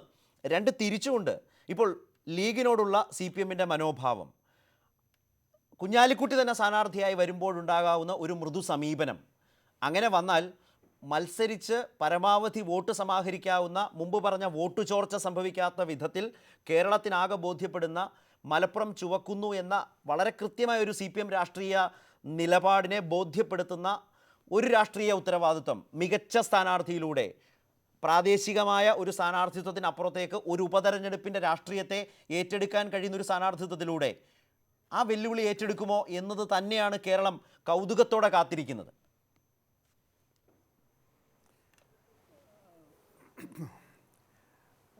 സാമിൻ്റെ ആദ്യത്തെ 2 നിരീക്ഷണവും ശരിയല്ല. കുഞ്ഞാലിക്കുട്ടി മത്സരിക്കുന്നതുകൊണ്ട് ഒരു സോഫ്റ്റ് കോർണർ LDF എടുക്കും, അഥവാ LDFൻ്റെ ഗവൺമെൻറ്റിനെ ഒരു മാർദ്ദവത്തോടു കൂടി ഒരു സമീപനമാണ് ലീഗ് എടുക്കുന്നത്, കുഞ്ഞാലിക്കുട്ടി എടുക്കുന്നത്. അത്തരത്തിലുള്ള ഒരു താരതമ്യം ഇതിനകത്ത് പ്രസക്തമേ അല്ല. തെരഞ്ഞെടുപ്പ് നല്ല ഫൈറ്റായിരിക്കും. കുഞ്ഞാലിക്കുട്ടി അവിടെ സ്ഥാനാർത്ഥിയായി മത്സരിക്കുമ്പോൾ അതിന് പറ്റിയ കാൻഡിഡേറ്റിനെ കണ്ടെത്തി LDFൻ്റെ സ്ഥാനാർത്ഥിയായി പുട്ടപ്പ് ചെയ്യും. നല്ല മത്സരം നടക്കും. ഈ പറഞ്ഞ പോലെ ഏത് വമ്പനായാലും എല്ലാ തിരഞ്ഞെടുപ്പും ജയിക്കുമെന്നൊന്നും കരുതണ്ട. അതപ്പോഴുള്ള രാഷ്ട്രീയ സാഹചര്യം, അന്ന് ഉയർന്നു വരുന്ന പ്രശ്നങ്ങൾ, ഇതിനൊക്കെ ബേസ് ചെയ്തിട്ടാണ് തിരഞ്ഞെടുപ്പിൻ്റെ ജയപരാജയങ്ങളൊക്കെ സംഭവിക്കുന്നത്. ലീഗിന് സ്വാധീനമുള്ള മണ്ഡലം തന്നെയാണ് അവിടെ മലപ്പുറം. അതുകൊണ്ട് ആ ലീഗ് തോറ്റുകൂടുന്നൊന്നുമില്ല. പക്ഷേ സണ്ണിക്കുട്ടി അഭിപ്രായം പറഞ്ഞ ഒരു കാര്യത്തിൽ, ഈ സ്ഥാനാർത്ഥി നിർണ്ണയത്തിലും മത്സരത്തിലുമൊക്കെ ശ്രദ്ധിക്കണം. പക്ഷേ കുഞ്ഞാലിക്കുട്ടി തന്നെ പറയുണ്ടായി, ഈ ദേശീയ തലത്തിൽ വന്നിരിക്കുന്ന മതേതരത്തിന് വന്നിരിക്കുന്ന വലിയ വെല്ലുവിളി നേരിടാൻ കഴിയുന്ന സംഭാവന ചെയ്യാനാണ് ഞാൻ അങ്ങോട്ട് പോകണമെന്ന്. അവിടെ പോയി എന്ത് സംഭാവന ചെയ്യാൻ പോകണത്? ഇടതുപക്ഷ ജനാധിപത്യ മതേതര ശക്തികളെയൊക്കെ കൂട്ടിയോജിപ്പിച്ചുകൊണ്ട് BJPക്കെതിരായ ഒരു ശക്തമായ നിലപാട് സ്വീകരിക്കാൻ ലീഗിന് സ്വാധീനമുള്ള ഏക സംസ്ഥാനമാണ് കേരളം. അവിടെ നിന്നുകൊണ്ട് BJPയെ ദുർബലപ്പെടുത്താൻ, RSSൻ്റെ അതിക്രമങ്ങളെയൊക്കെ തടയാൻ, അതിലൂടെയൊക്കെ ഇന്ത്യൻ രാഷ്ട്രീയത്തിൽ അല്ല ശ്രീ ആനത്തലോട്ടം, ദേശീയ രാഷ്ട്രീയത്തിൽ ഊന്നി നിന്നുകൊണ്ട് കുഞ്ഞാലിക്കുട്ടിക്ക് ഇക്കാര്യങ്ങളിൽ ഇടതുപക്ഷവുമായി കൂടുതൽ സഹകരിക്കാമല്ലോ. അതിനുള്ളൊരു അവസരമല്ലേ വഴിയൊരുങ്ങുന്നത്, വഴി തുറക്കുന്നത്? അല്ല, ഞാൻ സൂചിപ്പിച്ചത് അദ്ദേഹം ഇപ്പോൾ MP ആകുന്നതുകൊണ്ട് കേരള രാഷ്ട്രീയത്തിൽ അദ്ദേഹത്തിന് പങ്കാളിത്തം വിടുന്നതെന്ന് ഞാൻ കരുതുന്നില്ല. പക്ഷേ അവിടെ MP ആയാലും ഇവിടെ മന്ത്രി ആയാലും MLA ആയാലും ഈ കാഴ്ചപ്പാടുണ്ടാവണം. ഇന്ന് രാജ്യം നേരിടുന്ന ഏറ്റവും വലിയ ഏകാധിപത്യ പ്രവണതയോടുകൂടി ഒരു ഭരണം, വെല്ലുവിളി, അതിന് നേരിടുന്നതിന് എന്തെല്ലാം നിലപാട് സ്വീകരിക്കാമോ മതേതര ജനാധിപത്യ ശക്തികളിലേക്ക് കൂട്ടുപിടിച്ച് നിൽക്കുന്ന ഒരു സമീപനത്തിൽ നിൽക്കുകയാണെങ്കിൽ സ്വാഗതാർഹമാണ്. അങ്ങനെ ആനന്ദൻ പറഞ്ഞതുപോലെ ഞാൻ അതിൽ കൂട്ടിച്ചേർത്തതുകൊണ്ടല്ലോ, ദേശീയ രാഷ്ട്രീയത്തിൽ ഇടതുപക്ഷവുമായി CPM-മായി കൂടുതൽ അടുത്ത് സഹകരിച്ച് രാഷ്ട്രീയമായി പ്രവർത്തിക്കാൻ ഒരവസരം കുഞ്ഞാലിക്കുട്ടിക്ക് വരുന്നു എന്ന അപ്രതീക്ഷിതമായി വന്നു ചേർന്ന ഒരു നിരീക്ഷണ സാധ്യത നമ്മുടെ മുമ്പിലുണ്ട്. രണ്ടാമത്തത്, കുഞ്ഞാലിക്കുട്ടി മത്സരിക്കുന്നത് കൊണ്ട് തന്നെ അവിടുത്തെ CPM സ്ഥാനാർത്ഥി ആരാകും എന്നതും ഇന്നത്തെ കാലത്ത് വളരെ പ്രധാനപ്പെട്ട ഒരു അന്വേഷണമാകില്ലേ?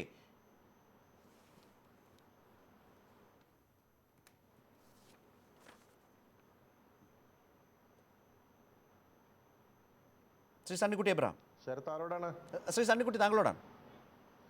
ശരത്തെ, നമുക്കറിയാം, ശരത്തെ താങ്കൾ ശ്രീ ആനന്ദനോട് ചോദിക്കുമ്പോൾ തന്നെ പറഞ്ഞ 1-2 കാര്യങ്ങൾ അതിനെ അങ്ങനെ തള്ളിക്കളയാവുന്നതല്ല. കാരണം ശ്രീ കുഞ്ഞാലിക്കുട്ടി തന്നെ മത്സരിക്കാൻ ആഗ്രഹിച്ചിരുന്നു, അല്ലെങ്കിൽ ആഗ്രഹിച്ചു എന്നുള്ളത് ഒരു വസ്തുതയാണെന്നാണ് മനസ്സിലാക്കുന്നത്. അതുകൊണ്ടാവണമല്ലോ മറ്റാരുടെയും പേര് ചർച്ചയ്ക്ക് എടുക്കാതെ തന്നെ ശ്രീ കുഞ്ഞാലിക്കുട്ടിയിലേക്ക്, ഞാൻ മനസ്സിലാക്കുന്ന പാർലമെൻ്ററി ബോർഡ് അരമണിക്കൂറിലേറെ ചേർന്നില്ല എന്നാണ്. അപ്പോൾ സ്വാഭാവികമായിട്ടും അദ്ദേഹത്തിൻ്റെ ഒരു ആഗ്രഹമുണ്ട് അവിടെ. അപ്പം അദ്ദേഹം ഒരുപക്ഷെ നോക്കുമ്പോൾ അടുത്ത 5 വർഷക്കാലത്തേക്ക് കേരളത്തിൽ നിന്നതുകൊണ്ട് എന്തെങ്കിലും ഒരു രാഷ്ട്രീയമായ എന്തെങ്കിലും ഗുണകരമായ ഒരു സാഹചര്യം ഉണ്ടാകുകയില്ലെന്ന് തോന്നിയിട്ടുണ്ടാകും. പിന്നെ അദ്ദേഹത്തിന് നമുക്കറിയാം, ലീഗിൻ്റെ ഒരു ഭാഗം പലപ്പോഴും CPM-നോട് വളരെ അടുത്ത സൗഹൃദം പുലർത്തുന്ന ചില ആളുകളുണ്ട്.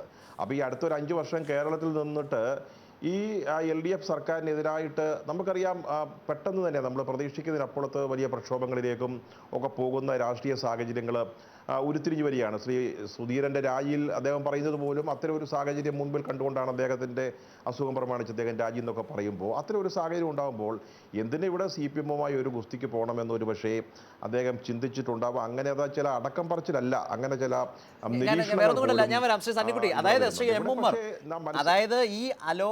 അതായത് ഈ ദൗത്യം ഇനി എം ഉമ്മറും ഡോക്ടർ MK മുനീറും ഒക്കെ കൂടി ഇവിടെ നടത്തട്ടെ, ഞാൻ തൽക്കാലം ഒന്ന് മാറി നിൽക്കാം, ആരെയും പിണക്കേണ്ടതില്ലല്ലോ എന്ന് പറയുന്ന തള്ളിക്കളയാനാകാത്തൊരു സാഹചര്യം CPM-ൻ്റെ ഒരു രാഷ്ട്രീയ നിലപാട് വളരെ ശക്തമായി അനുകൂലമായി വന്നാൽ ലീഗ് UDF വിട്ട് CPM-നൊപ്പം, താങ്കളൊക്കെ ഇപ്പോൾ പറയുന്ന ഈ ദേശീയ രാഷ്ട്രീയത്തിലെ മതേതര സാഹചര്യത്തെ BJP-യുടെ കടന്നുകയറ്റത്തെ പ്രതിരോധിക്കാൻ കഴിയുന്ന ഒരു സഹകരണം എന്ന നിലയിൽ മാറി നിൽക്കും. അപ്പോൾ ഇവിടെ ഒരു തരത്തിലും CPM-മായി ഒരു കലഹവും കലാപവും ഉണ്ടാക്കാത്ത വിധം ഒരു സേഫ് സോണിലേക്ക് നിങ്ങളുടെ പ്രിയപ്പെട്ട നേതാവ് മാറുന്നു. പക്ഷേ വലിയൊരു ഉത്തരവാദിത്വം സ്വാഭാവികമായി എം ഉമ്മറും ഡോക്ടർ മുനീറും ഒക്കെ നിയമസഭയിലും പുറത്തും ഏറ്റെടുക്കട്ടെ. അതിനല്ലേ നേരത്തെ ശ്രീ ET മുഹമ്മദ് ബഷീറും പറഞ്ഞത്.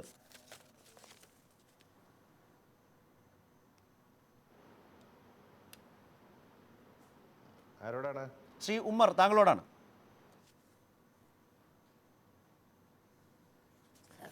അതായത് ഇതൊക്കെ ഞങ്ങളൊക്കെ ഞങ്ങളുടേതായ പരിമിതമായ ഉത്തരവാദിത്വം ഇപ്പോൾ തന്നെ ചെയ്തുകൊണ്ടിരിക്കുകയാണ്. അത് ഓരോ നേതാവ് വരുമ്പോൾ പാർട്ടിക്ക് പിന്നെ കുഞ്ഞാലിക്കുട്ടി സാഹിബ് മാറി വരുമ്പോൾ മറ്റൊരു കക്ഷി നേതാവിനെ പാർലമെൻ്ററി പാർട്ടിയുടെ നേതാവായി തിരഞ്ഞെടുക്കും. അദ്ദേഹത്തിൻ്റെ നേതൃത്വത്തിൽ ബാക്കിയുള്ള ഇപ്പോൾ ഞങ്ങൾ 18 പേര്, ഇപ്പോൾ 17 പേരുണ്ട്. ഒരാൾ തിരഞ്ഞെടുപ്പ് വരുമ്പോൾ കൂടി 17 പേര് ഒരുമിച്ച് ആരാണ് നേതാവ് എങ്കിൽ ആ നേതാവിൻ്റെ കൂടെ നിന്ന് ശക്തമായി പ്രവർത്തിക്കും. മുസ്ലിം ലീഗിനെ സംബന്ധിച്ചിടത്തോളം ഇവിടെ പ്രതിപക്ഷത്തിരുന്ന് ഏറ്റവും ശക്തമായി പ്രവർത്തിച്ചുകൊണ്ടിരിക്കുന്ന ഒരു പാർട്ടിയാണ്. ഒരു മൃദുല സമീപനമല്ല CPM-ൻ്റെ ഈ ഭരണത്തിൻ്റെ കോട്ടങ്ങളെ സംബന്ധിച്ച് പോരാട്ടത്തിൽ മുസ്ലിം ലീഗും കുഞ്ഞാലിക്കുട്ടി സാഹിബും വളരെ മുൻപന്തിയിൽ തന്നെയാണ്, യാതൊരു സംശയമില്ല. പിന്നെ ഓരോ നേതാക്കന്മാർക്കും ഓരോ ശൈലിയും പ്രസംഗത്തിൻ്റെ ശൈലിയൊക്കെ ഉണ്ടാവും. അപ്പോൾ അത് മുസ്ലിം ലീഗിൻ്റെ രാഷ്ട്രീയ ശൈലി എന്ന് പറയുമ്പോൾ കുറേയും കൂടിയും പിന്നെ അത്ര ഒരു വെഹിമെൻ്റായ രീതിയിലേക്കുള്ള ഒരു രീതിയിൽ പോകാറില്ല. അത് ഇക്കാലത്തും അങ്ങനെ തന്നെ. അത് ഭരണത്തിലിരുന്നാലും ശരി, ഇനി ഭരണത്തിലാണെന്ന് വിചാരിച്ച് മുസ്ലിം ലീഗ് അങ്ങ് ഇതാക്കി പോകാറില്ല. അത് പ്രതിപക്ഷത്തിരുന്നാലും മുസ്ലിം ലീഗിൻ്റെതായ ഒരു പാരമ്പര്യമുണ്ട്, ഒരു കൾച്ചറുണ്ട്. ആ കൾച്ചർ അനുസരിച്ച് കൊണ്ട് അതിശക്തമായ രീതിയിൽ തന്നെ പ്രതിപക്ഷത്തായിരുന്നാലും ഭരണപക്ഷത്തായിരുന്നാലും വിശദീകരണം താങ്കൾക്ക് ബോധ്യപ്പെടുന്നുണ്ടോ? അത് ഒരു കണക്കിന് ശരിയുമല്ലേ? എടുത്തുചാട്ടം ഒരു കാലത്ത് ലീഗ് നടത്തിയിട്ടില്ല, ഇങ്ങനെയൊക്കെ തന്നെ ലീഗ് പോയിട്ടുള്ളൂ. ശരത്തെ ലീഗിൻ്റെ ഒരു നിലപാട് അതാണ്. ഞാൻ ആ അർത്ഥത്തിലല്ല പറഞ്ഞത്. ലീഗ് എന്തെങ്കിലും CPM-നോടൊരു മൃദു സമീപനം പുലർത്തുന്നു എന്ന അർത്ഥത്തിൽ ഞാൻ പറഞ്ഞില്ല. ഞാൻ പറഞ്ഞത് ശ്രീ കുഞ്ഞാലിക്കുട്ടിയെ സംബന്ധിച്ചിടത്തോളം അടുത്ത 5 വർഷക്കാലം അദ്ദേഹം CPM-നോടൊരു ഫൈറ്റിന്, വലിയൊരു ശക്തമായൊരു ഫൈറ്റിന് അദ്ദേഹം ഒരു പക്ഷേ ആഗ്രഹിക്കുന്നില്ല എന്ന് അദ്ദേഹത്തിൻ്റെ വ്യക്തിപരമായ ഒരു രാഷ്ട്രീയം ഒരു പക്ഷേ അതിൽ ഉണ്ടാകാം എന്നേ ഞാൻ പറഞ്ഞുള്ളൂ. അല്ലാതെ നമുക്കറിയാമല്ലോ, ഇപ്പം ശ്രീ ആനന്ദലോട്ടൻ നേരത്തെ പറഞ്ഞു, ശ്രീ ആനന്ദൻ നേരത്തെ പറഞ്ഞു, അതായത് കോൺഗ്രസ് ദുർബലമായി, കോൺഗ്രസ് ദുർബലമൊക്കെ ആയി. അതൊക്കെ ശരിയൊക്കെ തന്നെയാണ്. കോൺഗ്രസിൻ്റെ ദുർബലം ഒരു സംശയം. അതായത് CPM-മായി ഒരു ഫൈറ്റിന് കുഞ്ഞാലിക്കുട്ടി ആഗ്രഹിക്കുന്നില്ല എന്ന് വന്നാൽ CPM-ഉം തിരിച്ച് ആ മനോഭാവം കാഴ്ചവെക്കാൻ സാധ്യതയുണ്ടെന്നല്ലേ അതിനർത്ഥം? അങ്ങനെയാണെങ്കിൽ ആരാകും സ്ഥാനാർത്ഥി? അല്ല ശരത്തെ നമുക്കറിയാമല്ലോ, ശ്രീ ആനന്ദലോട്ടം പറഞ്ഞ എന്താണ്, ശക്തനായ സ്ഥാനാർത്ഥി നിർത്തും വളരെ എവിഡൻ്റ് ആണ്. വോട്ടിങ് കഴിഞ്ഞാൽ കഴിഞ്ഞ തെരഞ്ഞെടുപ്പിൽ മലപ്പുറത്ത് കിട്ടിയ വോട്ടോ അത്രയും ശതമാനമോ CPM-ൻ്റെ സ്ഥാനാർത്ഥിക്ക് കിട്ടുന്നില്ലെങ്കിൽ അതിൻ്റെ പിന്നിൽ എന്താ സംഭവിച്ചതെന്നുള്ളത് മനസ്സിലാക്കാൻ കേരളത്തിലെ ജനങ്ങൾക്കാവും. ഞാൻ നേരത്തെ പറഞ്ഞ കോൺഗ്രസിൻ്റെ ദൗർബല്യത്തെക്കുറിച്ച് അതല്ല ശരത്തെ ഞാൻ പറഞ്ഞത്. ഞാൻ പറഞ്ഞത് ലീഗിന് അഖിലേന്ത്യാ തലത്തിൽ കുഞ്ഞാലിക്കുട്ടിയുടെ നേതൃത്വത്തിൽ ഒരു മതേതര കൂട്ടായ്മ ഉണ്ടാക്കാനാണെങ്കിൽ അവിടെയും കോൺഗ്രസുമായിട്ട് ചേർന്ന് നിൽക്കുന്നത് തന്നെയാണ് വേണ്ടത്. അപ്പോൾ അവിടെ LDF-മായി അല്ലെങ്കിൽ ഇടതുപക്ഷ പാർട്ടികളുമായി ചേർന്ന് നിന്നതുകൊണ്ട് അഖിലേന്ത്യാ തലത്തിൽ എന്തെങ്കിലും നേട്ടങ്ങൾ ഉണ്ടാക്കാൻ സാധിക്കുന്നില്ല. അതാണ് ഞാൻ പറഞ്ഞത്. ശ്രീ കുഞ്ഞാലിക്കുട്ടിയെ പോലുള്ള ആളുകൾ കേരളത്തിൽ UDF-നെ ശക്തിപ്പെടുത്താനാണ് വാസു ശ്രമിക്കേണ്ടത്. അത് അടുത്ത തെരഞ്ഞെടുപ്പിൽ, പാർലമെൻറ്റ് തെരഞ്ഞെടുപ്പിൽ അത് BJP-ക്കെതിരായിട്ടുള്ള ഒരു നീക്കമായിട്ട് ശക്തിപൂർവ്വം കൊണ്ടുവരാനാണ് ശ്രമിക്കേണ്ടത്. അല്ലാതെ ദേശീയ തലത്തിൽ നമുക്കറിയാമല്ലോ, അദ്ദേഹം ഇപ്പം തന്നെ ദേശീയ ജനറൽ സെക്രട്ടറിയാണ്. ദേശീയ ജനറൽ സെക്രട്ടറി ആണെങ്കിൽ അദ്ദേഹം MP ആവണമെന്നില്ലല്ലോ. ദേശീയ ജനറൽ സെക്രട്ടറി എന്ന നിലയിൽ അദ്ദേഹത്തിന് പ്രവർത്തിക്കാം. പക്ഷേ ഒരു കാര്യമുണ്ട് ചേർത്ത്, വളരെ രസകരമായൊരു കാര്യം ലീഗിനെ കുറിച്ച് നമ്മൾ പറയുമ്പോൾ, ഒരു പാർട്ടിയുടെ അഖിലേന്ത്യാ പ്രസിഡന്റ് ഏതാണ്ട് അഖിലേന്ത്യാ പ്രസിഡന്റിനേക്കാൾ സംസ്ഥാന പ്രസിഡന്റിന് ശക്തിയുള്ള ഒരു പാർട്ടിയാണ് വാസ്തവത്തിൽ ലീഗിൻ്റെ പ്രത്യേകതകൾ അതൊക്കെയാണ്. പക്ഷേ അദ്ദേഹം ഡൽഹിക്ക് പോകുന്നു, അത് എന്തിനാണെന്നുള്ളത്, എന്താണ് അതിൻ്റെ പിന്നിലെ അടവ് നയം എന്നുള്ളത് ശരത്ത് എനിക്ക് എൻ്റെ കഴിവുകേടാവാം എനിക്ക് ഇപ്പോഴും മനസ്സിലാകുന്നില്ല. ഈ ഒറ്റ വാചകം കൂടെ പറഞ്ഞോട്ടെ, അഹമ്മദ് സാഹിബിൻ്റെ വിടവ് നികത്താനെന്നൊക്കെ പറഞ്ഞാൽ അഹമ്മദ് സാഹിബ് കഴിഞ്ഞ് UPA സർക്കാരുള്ളപ്പോഴാണ്, അന്ന് UPA ഭരിക്കുമ്പോഴാണ്. അന്ന് UPA ഭരിക്കുമ്പോൾ അഹമ്മദ് സാഹിബിനെ UPAയുടെ ഒരു, ഞാൻ മനഃപൂർവ്വം പറയുകയാണ്, ഒരു സെക്കുലർ മുസ്ലിം മുഖമായിട്ട് അവതരിപ്പിച്ചു, UN പ്രസംഗിച്ചു, മറ്റ് മുസ്ലിം രാഷ്ട്രങ്ങളിൽ ഇന്ത്യയും ആ രാഷ്ട്രങ്ങളുമായിട്ടുള്ള ഒരു പാലമായിട്ടൊക്കെ പ്രവർത്തിച്ചു. അങ്ങനെ ഒരു സാഹചര്യം ദേശീയ തലത്തിൽ ഇല്ലെന്നേ. പിന്നെന്തിനാണ് ഈ കുഞ്ഞാലിക്കുട്ടി, പാവം കുഞ്ഞാലിക്കുട്ടി അവിടെ ET മുഹമ്മദ് ബഷീറൊക്കെ ഉള്ളപ്പോൾ ഡൽഹിയിലേക്ക് അതിൽ താങ്കളാണ് പറയേണ്ടത്. ഈ ദില്ലി യാത്രയ്ക്ക് പിന്നിലത്തെ ചില അടവ് ഉണ്ട്, അത് മനസ്സിലാകുന്നേ ഇല്ല എന്ന് ശ്രീ സണ്ണിക്കുട്ടി വളരെ ശ്രദ്ധിച്ചും ഊന്നിയും പറയുന്നു. അത് കേരളത്തിലെ UDF ദുർബലപ്പെടുന്നതായി മാറുന്നു. ദേശീയ രാഷ്ട്രീയത്തിൽ പുതിയൊരു സഹകരണത്തിന്റെ വഴി തുറക്കലാണ്. അതാണ് അതിലെ അടവെങ്കിൽ ശ്രീ ഉമ്മർ, ദേശീയ രാഷ്ട്രീയത്തിൽ ന്യൂനപക്ഷ ദളിത് വിഭാഗത്തിൻ്റെ വലിയൊരു ഇടപെടലിന് ഏറ്റവും പറ്റിയൊരു സന്ദർഭമാണ്. ഇപ്പോൾ UP തന്നെ നോക്കുക. UPയിൽ 130ഓളം മണ്ഡലങ്ങൾ മുസ്ലിങ്ങൾക്ക് ഭൂരിപക്ഷം ഉള്ളിടത്ത് ഒരൊറ്റ മുസ്ലിം വോട്ടുകളും ദളിത് വോട്ടുകളും ഭിന്നിപ്പിച്ചതുകൊണ്ടാണ്. അതിലൊന്നും ആർക്കും തർക്കമില്ല. ലീഗിന് എന്ത് ചെയ്യാൻ പറ്റും? അപ്പോൾ ഇല്ല, ആ ലീഗിന് അതാണ് ഞാൻ പറഞ്ഞു വരുന്നത്. അങ്ങനെയുള്ള ലീഗിന് ഇടപെടാൻ പറ്റുന്ന നല്ലൊരു സാധ്യത UPയിലും അതുപോലെ തന്നെ ബംഗാളിലും ഒക്കെ ഉണ്ട്. ബംഗാളിൽ മുസ്ലിം ലീഗ് ഒരു ഘട്ടത്തിൽ അധികാരത്തിലിരുന്ന പാർട്ടിയാണ്. 5 MLA-മാരുണ്ടായിരുന്നു. MP ആകുമ്പോൾ ഉണ്ടാകുന്ന പ്രവർത്തന മേഖല അങ്ങോട്ട് തിരിഞ്ഞ് MP ആയ ബുദ്ധിമുട്ടുണ്ടാവില്ലല്ലോ. MP ആയി താങ്കളും ET മുഹമ്മദ് ബഷീറും ഒക്കെ ആവർത്തിച്ച് പറയുന്നുണ്ടല്ലോ, കേരളത്തിലെ UDF നേതൃത്വത്തിലും PK കുഞ്ഞാലിക്കുട്ടി ഉണ്ടാകും. ഇത് കാണുന്ന ആളുകൾ അവരുടെ യുക്തിയെ പരിഹസിക്കരുത്. ഇങ്ങനെ മറ്റ് സ്റ്റേറ്റുകളിലേക്ക് ലീഗിനെ കൂടുതൽ ശക്തി പ്രാപിപ്പിക്കാൻ വേണ്ടിയാണ് കുഞ്ഞാലിക്കുട്ടി പോകുന്നതെങ്കിൽ ഇവിടെ UDF നേതൃത്വത്തിലും അദ്ദേഹം ഉണ്ട് എന്ന് പറയുന്നത് ആരുടെ കണ്ണിൽ പൊടിയിടാൻ വേണ്ടിയിട്ടാണ്? അത് സ്വാഭാവികമാണ്. ഇപ്പോൾ ശ്രീമാൻ AK ആൻ്റണി ദേശീയ രാഷ്ട്രീയത്തിൽ കോൺഗ്രസിൽ ഏറ്റവും മുതിർന്ന നേതാവാണ്. സോണിയാഗാന്ധി കഴിഞ്ഞാൽ സെക്കൻഡായിട്ട് നിൽക്കുന്ന നേതാവാണ് എന്ന് വിചാരിച്ച് AK ആൻ്റണിക്ക് കേരളത്തിലെ രാഷ്ട്രീയത്തിൽ കോൺഗ്രസിൽ ഇടമില്ല എന്നാണോ, UDFിൽ ഇടമില്ല എന്നാണോ? ദേശീയ രാഷ്ട്രീയത്തിൽ മുതിർന്ന നേതാവായി പ്രവർത്തിക്കുമ്പോഴും കേരള രാഷ്ട്രീയത്തിൽ AK ആൻ്റണിക്ക് ഇടപെടാൻ സന്ദർഭമുണ്ടാകുമ്പോൾ അദ്ദേഹം ഇടപെടും. ആവശ്യമുള്ള സന്ദർഭത്തിൽ താങ്കൾ വലിയ തലങ്ങളിലേക്കൊക്കെ പോവുകയാണ്. പക്ഷേ ഒറ്റ കാര്യമേ ഉള്ളൂ, ശ്രീ സണ്ണിക്കുട്ടി എബ്രഹാം വളരെ കൃത്യമായി വളച്ചുകെട്ടില്ലാതെ പറഞ്ഞു വെച്ചു. ഈ സർക്കാരിനെതിരെ ഒരു രാഷ്ട്രീയ വിമർശനത്തിന്റെ ദൗത്യം ഏറ്റെടുക്കാൻ വ്യക്തിപരമായി അദ്ദേഹം ആഗ്രഹിക്കുന്നുണ്ടാവില്ല. ദേശീയ രാഷ്ട്രീയത്തിലേക്ക് പോകുമ്പോൾ അത് മറ്റൊരു തരത്തിലുള്ള ഇടതുമായുള്ള രാഷ്ട്രീയ സഹകരണത്തിന് കൂടുതൽ അവസരം കൈവരികയാണ്. അങ്ങനെ വരുന്നത് കേരളത്തിൽ UDFന് ദുർബലപ്പെടുത്തുന്ന നീക്കമായി അത് ഭാവിയിൽ മാറും. അതാണ് ശ്രീ സണ്ണിക്കുട്ടി കൃത്യമായ ഒരു രാഷ്ട്രീയ വിശദീകരണമായി, നിരീക്ഷണമായി മുന്നോട്ട് വെച്ചത്. ഒരിക്കലും മാറൂല. ഇവിടത്തേതിനേക്കാൾ വലിയൊരു ഉത്തരവാദിത്വം അവിടെ BJPയുമായി മോദിയുമായി ഏറ്റുമുട്ടാനാണ് പോകുന്നത്. അതല്ലാതെ ഡൽഹി രാഷ്ട്രീയത്തിൽ പോയി വളരെ സുഖകരമായൊരു സാഹചര്യം ഉണ്ടായതല്ല. ഇപ്പോൾ നമുക്കറിയാലോ, ഡൽഹിയിൽ പ്രവർത്തിക്കുന്ന പാർലമെൻറ്റ് മെമ്പർമാർക്ക് കേരളത്തിനേക്കാൾ ഏറ്റവും വലിയ വെല്ലുവിളിയാണ്. പാർലമെൻറ്റിന് അകത്തായിരുന്നാലും പുറത്തായിരുന്നാലും അങ്ങനെയുള്ള ഒരു വെല്ലുവിളിയെ നേരിടുവാൻ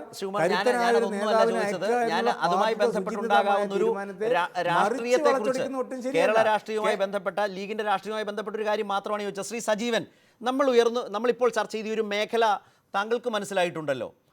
അത്തരം ഒരുപാട് എന്നെ പറയാൻ അനുവദിക്കണം, വരാം എന്നെ മുഴുവൻ പറയാൻ അനുവദിക്കണം. ഇതാണ് ശ്രീ ഉമ്മർ, ലീഗിന്റെ ബന്ധങ്ങളിൽ വരാൻ പോകുന്നൊരു മാറ്റത്തിന്റെ സൂചനയാണിത്. രാഷ്ട്രീയ ദൗത്യം ഞാൻ സമ്മതിച്ചു, അത് ലീഗ് പറയുന്നുണ്ടല്ലോ, അത് ഉൾക്കൊള്ളുന്നു. പക്ഷേ കുഞ്ഞാലിക്കുട്ടിയുടെ ദില്ലി യാത്ര യഥാർത്ഥത്തിൽ വരുത്താൻ പോകുന്ന കേരള രാഷ്ട്രീയത്തിലെ മാറ്റങ്ങളും ബന്ധങ്ങളിലെ ചില മാറ്റങ്ങളും ഉണ്ടായേക്കാം എന്ന് പറയുന്ന ഒരു വാദം ശ്രീ സണ്ണിക്കുട്ടി പറഞ്ഞിട്ടുണ്ട്. യാതൊരു കാരണവശാലും ഇല്ല. മുസ്ലിം ലീഗ് സംബന്ധിച്ചിടത്തോളം ദേശീയ രാഷ്ട്രീയത്തിലായിരുന്നാലും കേരള രാഷ്ട്രീയത്തിലായിരുന്നാലും UDFിൻ്റെ അവിഭാജ്യ ഘടകമാണ് മുസ്ലിം ലീഗ്. മുസ്ലിം ലീഗിന് ശക്തമായ സ്വാധീനമുള്ള ഒരു മുന്നണിയിൽ വളരെ സുഖകരമായി നന്നായി പ്രവർത്തിക്കുന്ന ഒരു പാർട്ടിക്ക് മറ്റൊന്ന് ആലോചിക്കേണ്ട ആവശ്യമില്ല. മാത്രമല്ല ഇതൊരു തട്ടിക്കൂട്ടിയ മുന്നണിയല്ല. കഴിഞ്ഞ 10-40 വർഷത്തിലധികമായി ദീർഘകാലത്തെ മുന്നണി ബന്ധം ശക്തമായി മുന്നോട്ട് സമ്മതിച്ചു. ആ രാഷ്ട്രീയ വിശദീകരണം ഞാൻ ഏറ്റെടുക്കുന്നു.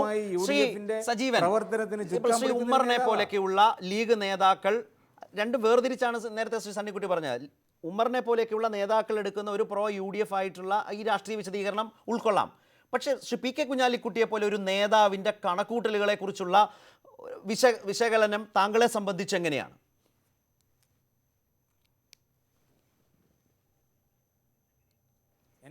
അല്ലല്ല, ശ്രീ സജീവനോട് ഇത് വേണ്ട രീതിയിൽ വിശദീകരിക്കാൻ പറ്റിയില്ല എന്നുള്ളതാണ് ഏറ്റവും പ്രധാനപ്പെട്ട കാര്യം. കുഞ്ഞാലിക്കുട്ടി സ്ഥാനാർത്ഥിയാവുന്നതിന് മുമ്പേ അദ്ദേഹത്തെ ദേശീയ ജനറൽ സെക്രട്ടറി ആക്കിയ അവിടെ മുതലാണ് തുടങ്ങേണ്ടത്. ദേശീയ ജനറൽ സെക്രട്ടറി ആക്കേണ്ടത് എടുത്ത തീരുമാനത്തിൽ അന്ന് ലീഗ് നേതൃത്വം ചർച്ച ചെയ്തത് നേരത്തെ ഉണ്ടായിരുന്ന ലീഗിൻ്റെ പല ഉത്തരേന്ത്യയിലും തമിഴ്നാട് ഉൾപ്പെടെയുള്ള സ്ഥലങ്ങളിലൊക്കെ ഉണ്ടായിരുന്ന സ്വാധീനം പൂർണ്ണമായിട്ട് നഷ്ടപ്പെട്ടു. സേട്ടു സാഹിബും ബനാത്ത് വാലിയൊക്കെ ഉണ്ടായിരുന്ന സമയത്ത് ദേശീയ തലത്തിൽ വളരെയധികം സ്വാധീനം ഉണ്ടാക്കാൻ പറ്റിയിരുന്നു. അത് തിരിച്ചെടുക്കാൻ വേണ്ടിയിട്ട് യൂത്ത് ലീഗിൻ്റെയും ദേശീയ സംഘടന ശക്തമാക്കി തീർക്കണം. ഇതുവരെ നമുക്കറിയാം ലീഗ് ഒരു സംസ്ഥാന പാർട്ടി മാത്രമായിട്ടാണ് നിൽക്കുന്നത്. ദേശീയ IUML എന്നാണ് പേരെങ്കിൽ പോലും ഒരു സംസ്ഥാന തലത്തിന് അപ്പുറത്തേക്ക് പോയിരുന്നില്ല. അത് ശക്തിപ്പെടുത്തണം എന്നുള്ള ഉദ്ദേശത്തിൽ തന്നെയാണ് അവർ കുഞ്ഞാലിക്കുട്ടിയെ ദേശീയ ജനറൽ സെക്രട്ടറി ആക്കിയത്. അതിൻ്റെ ഭാഗമായിട്ട് ദേശീയ തലത്തിൽ പ്രവർത്തിക്കാൻ വേണ്ടി തന്നെയാണ് ഒരു സ്ഥാനാർത്ഥിയാക്കിയിട്ട് അയക്കുക എന്നുള്ളതല്ല. ദേശീയ തലത്തിൽ ഈ പറഞ്ഞ രൂപത്തിൽ മതേതര ശക്തികളൊക്കെ കൂട്ടിച്ചേർക്കുന്നതിൽ അതിൽ ലീഗിൻ്റേതായിട്ടുള്ള പങ്ക് അത് വഹിക്കൽ കൂടിയാണ്. അങ്ങനെ വരുമ്പോൾ നേരത്തെ സണ്ണിക്കുട്ടി പറഞ്ഞ പോലെ ഒരു പക്ഷേ സംസ്ഥാന തലത്തിൽ മാറ്റങ്ങളൊക്കെ ഉണ്ടായേക്കാം. ദേശീയ തലത്തിൽ ഇടതുപക്ഷത്തെ മാറ്റി നിർത്തിക്കൊണ്ടുള്ള ഒരു മതേതര സഖ്യം ഉണ്ടാവാൻ സാധ്യതയില്ല. ഇപ്പോഴത്തെ ഒരവസ്ഥയിൽ പോയാൽ അടുത്ത ടേം കൂടി മോദിയുടെ കയ്യിലേക്ക് കാര്യങ്ങൾ പോവുകയാണെങ്കിൽ വളരെ വലിയ പ്രത്യാഘാതമാണ് ഈ പറയുന്ന എല്ലാ ലീഗ് ഉൾപ്പെടെയുള്ള പാർട്ടികൾക്ക്, കോൺഗ്രസ്, ലീഗ്, മറ്റെല്ലാ പാർട്ടികൾക്കും ഉണ്ടാവുക എന്നുള്ള തിരിച്ചറിവിൽ നിന്നാണ് ഒരു വൻ തിരിച്ചടി ഒഴിവാക്കാൻ വേണ്ടിയാണ് ഇത്തരത്തിൽ ദേശീയ തലത്തിൽ അവരെ ലീഗിൻ്റെ ശക്തിപ്പെടുത്താൻ തീരുമാനിച്ച് അതിനു വേണ്ടി തന്നെയാണ് കുഞ്ഞാലിക്കുട്ടിയെ ദേശീയ ജനറൽ സെക്രട്ടറി ആക്കിയിട്ടുള്ളത്. ഇപ്പോൾ MP ആക്കാൻ ആഗ്രഹിക്കുന്നത് ലോക്സഭാ സ്ഥാനാർത്ഥിയാക്കിയതിന് പിന്നിലും ഈ ലക്ഷ്യമാണുള്ളത്. ശരി, സ്വാഭാവികമായിട്ടും നേരത്തെ സണ്ണിക്കുട്ടി പറഞ്ഞ പോലെ കേരളത്തിലും അതൊക്കെ പിന്നീട് ചലനങ്ങൾ ഉണ്ടാക്കിയേക്കാം. ശ്രീ ആനത്തലോട്ടം, ഇതിൽ ലീഗ് മാത്രമല്ല CPM-ഉം വളരെ സൂക്ഷ്മമായി വിലയിരുത്തപ്പെടലുകൾക്ക് വിധേയമാകുന്നൊരു പാർട്ടിയാകുന്നു. ഇപ്പോൾ 69-ലെ ഐക്യമുന്നണി, കോൺഗ്രസ് ലീഗ് സഹകരണം കമ്മ്യൂണിസ്റ്റുകാർക്കെതിരെ രൂപപ്പെട്ടതാണല്ലോ. അത് ഈ പറയുന്ന തെക്കേ മലബാറിൽ, വിശേഷിച്ച് മലപ്പുറത്തൊക്കെ കോൺഗ്രസ്സിന് വലിയ അപകടമാണ് സൃഷ്ടിച്ചത്. ലീഗിൻ്റെ വളർച്ചയ്ക്കാണത് ഗുണമായി മാറിയത്. ഇപ്പോൾ 2004-ലെ ഇതേ മലപ്പുറത്തിൻ്റെ പൂർവ്വരൂപമായ മഞ്ചേരിയിലെ TK ഹംസയുടെ അട്ടിമറി വിജയം, മലപ്പുറം ചുവക്കുന്നു എന്നതുപോലെയുള്ള വലിയ രാഷ്ട്രീയ മുന്നേറ്റങ്ങളുടെ പഴയകാല ചരിത്രം, ഇതെല്ലാം നിൽക്കെ അത്തരമൊരു ആവേശത്തെ ഉൾക്കൊള്ളാൻ PK കുഞ്ഞാലിക്കുട്ടി എന്ന സ്ഥാനാർത്ഥി വരുമ്പോൾ CPM തയ്യാറാകുന്നില്ല എങ്കിൽ ഈ പറഞ്ഞ കോൺഗ്രസിനുണ്ടായ തിരിച്ചടിയുടെ ആവർത്തനം CPM-നെയും ഈ തെക്കേ മലബാറിൽ കാത്തിരിക്കും. അപ്പോൾ അത്തരമൊരു സാഹചര്യത്തിൽ മുസ്ലിം ലീഗും PK കുഞ്ഞാലിക്കുട്ടിയും മാത്രമല്ല CPM-ൻ്റെ നിലപാടുകളും ഗൗരവമായ ആളുകൾ വിലയിരുത്താനിടയില്ലേ? ആ ഉത്തരവാദിത്വം മലപ്പുറത്തെ മത്സര രംഗത്ത് പ്രതീക്ഷിക്കാമോ? അതുകൊണ്ടാണ് കരുത്തനായ ഒരു സ്ഥാനാർത്ഥി ഉണ്ടാകുമോ, ഉപതെരഞ്ഞെടുപ്പുകളിൽ വരുന്നത് പോലെ കരുത്തനായ ഒരു സ്ഥാനാർത്ഥിയെ തന്നെ ഫീൽഡ് ചെയ്യിക്കുമോ എന്ന ചോദ്യം ആവർത്തിക്കേണ്ടി വരുന്നത്. ഈ തെരഞ്ഞെടുപ്പിൽ ലീഗിൻ്റെ കഴിഞ്ഞ കാലത്ത് കിട്ടിയ വോട്ട് അവർക്ക് ലഭിക്കാനിടയില്ല.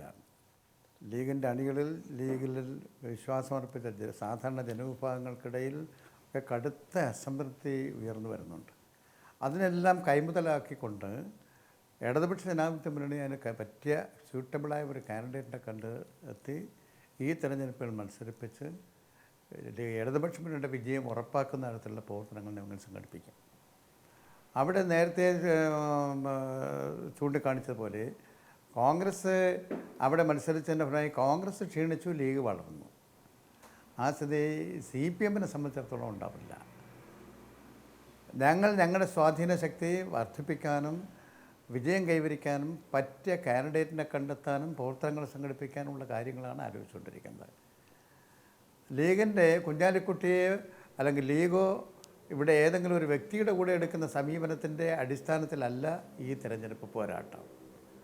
മലപ്പുറം ജില്ലയിലെ സാധാരണ ജനങ്ങൾ, മുസ്ലിം ജനവിഭാഗം തന്നെ ലീഗിൻ്റെ അണിയിൽ നിന്ന്, കോൺഗ്രസിൻ്റെ ബാന്ധവത്തിൽ നിന്ന് വിട്ടുവന്ന് ഫാസിസ്റ്റ് ശക്തികളുമായി മുഖാമുഖം ഏറ്റുമുട്ടാൻ കഴിയുന്ന ശരി, പ്രസ്ഥാനം ഇടതുപക്ഷ പ്രസ്ഥാനമാണെന്ന് കണ്ടുകൊണ്ട് അതിനെ ശക്തിപ്പെടുത്തുന്നിടത്തേക്കാണ് അവർ താല്പര്യമെടുക്കുന്നത്.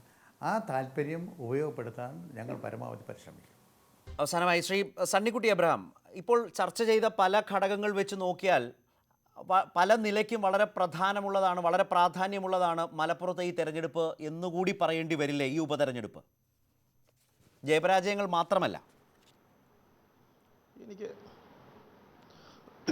എനിക്കങ്ങനെ തോന്നുന്നില്ല. കാരണം 1,94,000 വോട്ടിൻ്റെ മാർജിൻ എന്ന് പറഞ്ഞൊരു ചെറിയ കാര്യമൊന്നുമല്ല. ഒരുപക്ഷേ കുറേ കൂടെ ശക്തനായ ഒരു സ്ഥാനാർത്ഥിയായിട്ടാണ് ഞാൻ കുഞ്ഞാലിക്കുട്ടിയെ കാണുന്നത്. കഴിഞ്ഞ തെരഞ്ഞെടുപ്പിൻ്റെ സമയത്ത് ശ്രീ ആഗമനിയുടെ ആരോഗ്യ പ്രശ്നങ്ങളൊക്കെ ഉണ്ടായിരുന്നു. പക്ഷേ അതൊന്നും ഇല്ലാത്ത വളരെ ശക്തിമാനായ ഒരു സ്ഥാനാർത്ഥിയായിട്ടാണ് ശ്രീ കുഞ്ഞാലിക്കുട്ടി അവതരിക്കുന്നത്. നമുക്കറിയാം, ശ്രീ ആനന്ദൻ പറഞ്ഞത് ശരിയാണെങ്കിൽ നമുക്കറിയാം ആരെയാണ് മത്സരിപ്പിക്കാൻ പോകുന്നത്, അവരെങ്ങനെയാണ് ഈ തെരഞ്ഞെടുപ്പിനെ നേരിടാൻ പോകുന്നത്. അത് നമുക്ക് വോട്ടിംഗ് കഴിഞ്ഞാൽ സ്ഥാനാർത്ഥി നിശ്ചയിക്കുമ്പോഴറിയാം. പിന്നെ വോട്ടിംഗ് കഴിഞ്ഞാലും നമുക്ക് മനസ്സിലാക്കാവുന്നതേ ഉള്ളൂ എന്തായിരുന്നു കുഞ്ഞാലിക്കുട്ടിയോട് ലീഗിനോട് ഉണ്ടായിരുന്ന CPM നിലപാടെന്ന് നമുക്ക് മനസ്സിലാക്കാവുന്നുള്ളൂ. ഈ തെരഞ്ഞെടുപ്പ് എൻ്റെ ഒരു കണക്കൂട്ടനുസരിച്ച് ഒരു കുഞ്ഞാലിക്കുട്ടിയെ സംബന്ധിച്ചോളം ഒരു വാക്ക് ഓവറായിട്ട് തീരുമെന്നാണ് എനിക്ക് തോന്നുന്നത്. പക്ഷേ ഞാൻ ഇപ്പോഴും പറയുന്നു ശരത്ത്, എന്തുകൊണ്ടാണ് ശ്രീ കുഞ്ഞാലിക്കുട്ടി കേരളത്തിലെ ഇന്നത്തെ പ്രത്യേക രാഷ്ട്രീയ സാഹചര്യത്തിൽ UDF ഏതാണ്ട് താരതമ്യേന ദുർബലമായി നിൽക്കുന്ന സാഹചര്യത്തിൽ ആ UDFനെ എനിക്ക് തോന്നുന്നു ഇപ്പോൾ UDFും അഖിലേന്ത്യാ തലത്തിൽ കോൺഗ്രസ്, മറ്റ് പിന്നെ മതേതര പാർട്ടികൾ, അവരുടെ ഒരു ശക്തമായ ഒരു മുന്നണി അല്ലെങ്കിൽ ഒരു കൂട്ടായ്മ, അത്തരത്തിലുള്ളൊരു കൂട്ടുകെട്ടാണ് ഭാവിയിൽ അടുത്ത തെരഞ്ഞെടുപ്പിൻ്റെ സമയത്ത് ഒരുപക്ഷെ BJP അല്പമെങ്കിലും വെല്ലുവിളിക്കാനെങ്കിലും സാധിക്കണമെങ്കിൽ അത്തരത്തിലൊരു കൂട്ടായ്മയും കൂട്ടുകെട്ടുമാണ് ഉണ്ടാകേണ്ടത്. അതിന് കേരളത്തിൽ നിന്നാണ് തുടക്കം കുറിക്കേണ്ടത്.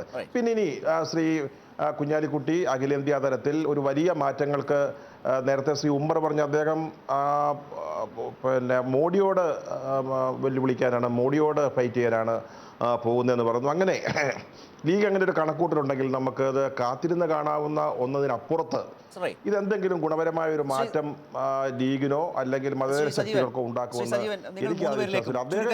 കേരളത്തിൽ കോൺസെൻട്രേറ്റ് ചെയ്ത UDFനെ ദേശീയ രാഷ്ട്രീയ സാഹചര്യത്തെ കുറിച്ചൊക്കെ പറഞ്ഞല്ലോ ശ്രീ സജീവൻ.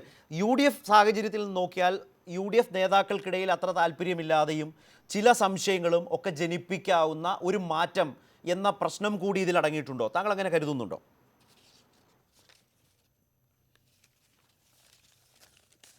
തീർച്ചയായിട്ടും കോൺഗ്രസ്സിന്, പ്രത്യേകിച്ച് ഉമ്മൻചാണ്ടിക്ക് വളരെ താല്പര്യമില്ല എന്നുള്ള കാര്യം ഉറപ്പാണ്. അദ്ദേഹം കഴിഞ്ഞ ദിവസം പാണക്കാട് പോയിട്ട് ഹൈദരലി തങ്ങളെ കണ്ടത് കുഞ്ഞാലിക്കുട്ടിയെ സ്ഥാനാർത്ഥിയാക്കരുതെന്ന് പറയാൻ തന്നെയാണ്. അതെല്ലാവർക്കും അറിയാവുന്ന കാര്യമാണ്. അപ്പോൾ UDFനെ സംബന്ധിച്ചുണ്ടാകുന്ന, പ്രത്യേകിച്ച് കോൺഗ്രസിനെ സംബന്ധിച്ച് കുഞ്ഞാലിക്കുട്ടി പോയി കഴിഞ്ഞാൽ ഒരുപക്ഷേ ലീഗിന് മനംമാറ്റം ഉണ്ടാകുമെങ്കിൽ അതൊക്കെ തിരിച്ചടി ഉണ്ടാകുന്ന കോൺഗ്രസിന് ഇപ്പോഴാകെ പ്രതീക്ഷയുള്ളത്, പ്രത്യേകിച്ച് മലബാർ ഏരിയയിലും ഏറ്റവും കൂടുതൽ പ്രതീക്ഷയുള്ളത് ലീഗിൻ്റെ വോട്ടുകളിലാണ്. അതില്ലെങ്കിൽ കോൺഗ്രസിന് പല മണ്ഡലങ്ങളിലും ജയിക്കാനേ കഴിയില്ല. അതൊരു വലിയ നഷ്ടമായി തീരും. കോൺഗ്രസിന് ആശങ്ക ഉണ്ടാക്കുന്നത് തന്നെയാണ് ഈ തീരുമാനം. റൈറ്റ്. ശ്രീ ഉമ്മർ, ഇതാണ് ഇതിലെ ഒരു പ്രധാനപ്പെട്ട പ്രശ്നം. ലീഗ് പരിഹരിക്കേണ്ടിയും വരുന്നതാണ്. UDFിനുള്ളിൽ വലിയ താല്പര്യമില്ലായ്മയുണ്ട്. ചില സംശയങ്ങൾ ഭാവിയിൽ കൂടുതൽ ശക്തമായി രൂപപ്പെട്ടേക്കാം. ശ്രീ ഉമ്മർ.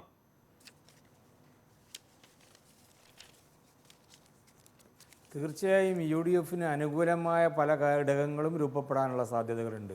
ഇപ്പോൾ കുഞ്ഞാലിക്കുട്ടി സാഹിബ് കേരളത്തിലാണ് ഐക്യജനാധിപത്യ മുന്നണിക്ക് വേണ്ടി പ്രവർത്തിക്കുന്നതെങ്കിൽ ഡൽഹിയിൽ പോയാൽ പ്രവർത്തന മേഖല കുറേ കൂടി വിപുലപ്പെടും. ആ വിപുലപ്പെടുന്നത് UDFിൻ്റെ നേതാക്കന്മാർക്ക് പ്രയോജനം ചെയ്യുന്ന വിധത്തിൽ ദേശീയ ഉമ്മൻചാണ്ടി അടക്കമുള്ളവരുടെ താല്പര്യം അങ്ങനെയല്ലല്ലോ ശ്രീ ഉമ്മർ. ഉമ്മൻചാണ്ടി അടക്കമുള്ള കോൺഗ്രസ് നേതാക്കളുടെ താല്പര്യം മറിച്ചാണല്ലോ. രണ്ടും കൂടി യോജിക്കൂല. രണ്ടും കൂടി യോജിക്കൂല. നേരത്തെ നിങ്ങൾ പറഞ്ഞത് കോൺഗ്രസുമായി കോൺഗ്രസിൻ്റെയുമായി അത്ര നല്ല രസത്തിലുള്ള കുഞ്ഞാലിക്കുട്ടി സാഹിബ് CPMനെ എതിർക്കാൻ ബുദ്ധിമുട്ടുണ്ട് എന്ന് പറയുമ്പോൾ ഉമ്മൻചാണ്ടിക്കും കോൺഗ്രസിനും കുഞ്ഞാലിക്കുട്ടി സാഹിബ് ഇവിടെ തന്നെ നിൽക്കണം എന്ന് പറയുമ്പോൾ അതിൻ്റെ അർത്ഥം എന്താ?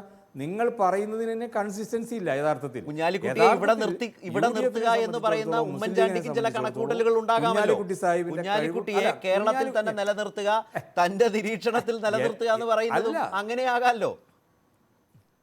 തനിക്കൊപ്പം നിലനിർത്തുക, ദില്ലിയിലേക്ക് വിടാതിരിക്കുക. അങ്ങനെയൊന്നും കുഞ്ഞാലിക്കുട്ടി സാഹിബിനെയും ഉമ്മൻചാണ്ടിയെയും നിങ്ങൾ ചെറുതായി കാണരുത്. ഒരിക്കലുമല്ല. ഉമ്മൻചാണ്ടി സാറിനെയും കുഞ്ഞാലിക്കുട്ടി സാഹിബിനെയും അന്ന് ചെറുതാക്കി കാണരുത്. അങ്ങനെയുള്ള ഒരു പരിമിതമായ വളയത്തിന് ഒതുങ്ങുന്ന ആളല്ല ശ്രീമാൻ ഉമ്മൻചാണ്ടി. ദേശീയ രാഷ്ട്രീയത്തെ സംബന്ധിച്ചിടത്തോളം, മുസ്ലിം ലീഗിൻ്റെ സാധ്യതയെ സംബന്ധിച്ചിടത്തോളം, കുഞ്ഞാലിക്കുട്ടി സാഹിബിൻ്റെ കഴിവിനെ സംബന്ധിച്ചൊക്കെ തന്നെ നല്ല ധാരണയുള്ള ലീഡർഷിപ്പാണ് കോൺഗ്രസിന് കേരളത്തിലായിരുന്നാലും ദേശീയ തലത്തിലായിരുന്നാലും. എന്തായിരുന്നാലും കുഞ്ഞാലിക്കുട്ടി സാഹിബ് ദേശീയ രാഷ്ട്രീയത്തിലായിരുന്നാലും കേരള രാഷ്ട്രീയത്തിലായിരുന്നാലും എക്കാലത്തിനും UDF-ന് ശക്തി പകരുമെന്ന കാര്യത്തിൽ ശ്രീ ആനത്തിലോട്ട് ആനന്ദൻ, അവസാനമായി താങ്കൾ പറഞ്ഞ പോലെ ഒരർത്ഥത്തിൽ ഇത് സംസ്ഥാന സർക്കാരിൻ്റെ വിലയിരുത്തലായി തന്നെ ഇടതുമുന്നണി മലപ്പുറത്ത് ഈ പ്രശ്നത്തെ, ഈ തെരഞ്ഞെടുപ്പിനെ അഭിമുഖീകരിക്കുമോ? ആദ്യ വാചകത്തിൽ താങ്കൾ അങ്ങനെ ഒരു സൂചന നേരത്തെ പറഞ്ഞിരുന്നു. ഞാനങ്ങനെ പറഞ്ഞില്ല. ഇവിടെ കുഞ്ഞാലിക്കുട്ടി കേരള രാഷ്ട്രീയത്തിൽ നിന്ന് കേരള രാഷ്ട്രീയം വിട്ടുപോകുന്നതെന്ന് ഞാൻ പറഞ്ഞില്ല. പാർലമെൻറ്റിലേക്ക് മത്സരിക്കാനും പ്രവർത്തന കേന്ദ്രങ്ങൾ മറ്റുള്ള പ്രദേശങ്ങളിലേക്കൊക്കെ മാറ്റാനും തീരുമാനിച്ചത് UDF-ന് വലിയ പ്രസക്തിയില്ല കേരളത്തിൽ. ലീഗ് ഇല്ലെങ്കിൽ പിന്നെ എന്ത് UDF ഉള്ളത്? അത് മനസ്സിലാക്കിക്കൊണ്ട് ആണ് കുഞ്ഞാലിക്കുട്ടി ഇപ്പോൾ ഒരു നിലപാട് എടുത്തിട്ടുള്ളത്. ആ പ്രസക്തി ഇല്ലാത്തടത്ത് നിന്ന് വെറുതെ സമയം കളയണ്ട, 5 വർഷക്കാലം ഒന്ന് മാറി നിൽക്കാം. അതാണ് കുഞ്ഞാലിക്കുട്ടി കാര്യത്തിൽ തീരുമാനത്തിന് വഴങ്ങിയിട്ടുള്ളതെന്നാണ് ഞാൻ കാണുന്നത്. അങ്ങനെയാണെങ്കിൽ ആ കുഞ്ഞാലിക്കുട്ടിയുടെ തീരുമാനം സ്വാഗതാർഹമല്ലേ? ശ്രീ ആനത്തിലോട്ട് ആനന്ദൻ, അങ്ങനെയാണ് കുഞ്ഞാലിക്കുട്ടി കാണുന്നതെങ്കിൽ അത് സ്വാഗതാർഹമല്ലേ? അങ്ങനെ ഒരു തിരിച്ചറിവുണ്ടായാൽ അതുമായി ഒരു സഹകരണം സാധ്യമല്ലേ? അല്ല, ഞാൻ സൂചിപ്പിച്ചത് മതേതര ശക്തികളുടെ കൂട്ടായ്മയാണ്, അതിന് ശക്തിപ്പെടുത്തലാണ് ലക്ഷ്യമെങ്കിൽ കോൺഗ്രസിനെ ഈ കൂട്ടുപിടിച്ചുകൊണ്ട് അത് സാധിക്കില്ല. ഒരു മതേതര പാർട്ടി എന്ന് പറയുന്നെങ്കിൽ പോലും BJP-യുമായി വിട്ടുവീഴ്ചയില്ലാത്തൊരു നിലപാടെടുക്കാൻ ഒരിക്കലും തയ്യാറല്ല. ശ്രീ ആനത്തിലോട്ട് ആനന്ദൻ, അതിനർത്ഥം കോൺഗ്രസിന്റെ കഴിവില്ലായ്മ ലീഗ് തിരിച്ചറിഞ്ഞാൽ ഒരു സഹകരണത്തിന്റെ സാധ്യത ഇടതുമുന്നണിക്ക് മുമ്പിൽ തുറക്കുന്നു എന്നല്ലേ? അങ്ങനെയാകാം എന്നാണോ ശ്രീ ആനത്തിലോട്ടം? അല്ല, അത് ഞാനിപ്പോൾ ഇടതുപക്ഷം ഞങ്ങളൊരു കാര്യത്തിൽ തീരുമാനിച്ചിട്ടുണ്ട്. ഈ BJP-യുടെ RSS-ൻ്റെ വർഗീയ ഫാസിസ്റ്റ് നീക്കത്തിനെതിരായി മതേതര ജനാധിപത്യ ശക്തികളെ, ഇടതുപക്ഷ പാർട്ടികളെ യോജിപ്പിക്കാവുന്നവരെയൊക്കെ യോജിപ്പിച്ചുകൊണ്ട് ഉള്ള ഫൈറ്റാണ് CPM ലക്ഷ്യമിട്ടിട്ടുള്ളത്. ശ്രീ ആനത്തിലോട്ടം, അതിൽ സ്വാഭാവികമായി അതിൽ പെടാമല്ലോ. ഈ ഫാസിസ്റ്റ് വാഴ്ചയ്ക്കെതിരായിട്ടുള്ള നിലപാട് സ്വീകരിക്കാൻ ലീഗും ബാധ്യസ്ഥമാണല്ലോ. അവർക്കും അതിനകത്ത് സ്പേസ് ഉണ്ടാവും. അതാണ് ഞങ്ങൾ ഈ തെരഞ്ഞെടുപ്പിനെ സംബന്ധിച്ചിടത്തോളം കാണുന്നത്. ശ്രീ സണ്ണിക്കുട്ടി, ഒറ്റ വാചകത്തിൽ ശ്രീ സജീവനിലേക്ക് വരണം. വളരെ ശ്രദ്ധേയമായ ഒരു പരാമർശമാണ് അദ്ദേഹത്തിൽ നിന്നുണ്ടായത്. ഒറ്റ വാചകം ശ്രീ ആനത്തിലോട്ട് പറയുന്നത് കോൺഗ്രസുമായും മറ്റ് മതേതര കക്ഷികളുമായി ചേർന്ന് നിന്നുകൊണ്ട് BJP-യുടെ ഫാസിസ്റ്റ് ഭരണ ശൈലിക്കെതിരെ അല്ലെ ഫാസിസ്റ്റ് രീതിക്കെതിരെ ഫൈറ്റ് ചെയ്യാൻ പറ്റില്ല. പിന്നെ ഇടതുപക്ഷവുമായി ചേർന്ന് നിന്നുകൊണ്ട് കേരളത്തിലും അല്ലെങ്കിൽ പിന്നെ ബംഗാളിൽ പോലും ആ പാർട്ടി ഏതാണ്ട് അപ്രസക്തമായി മാറിക്കൊണ്ടിരിക്കുന്ന ഒരു സാഹചര്യത്തിൽ ഞാൻ ചോദിച്ചിട്ട് ബീഹാറിൽ എന്താ സംഭവിച്ചത്?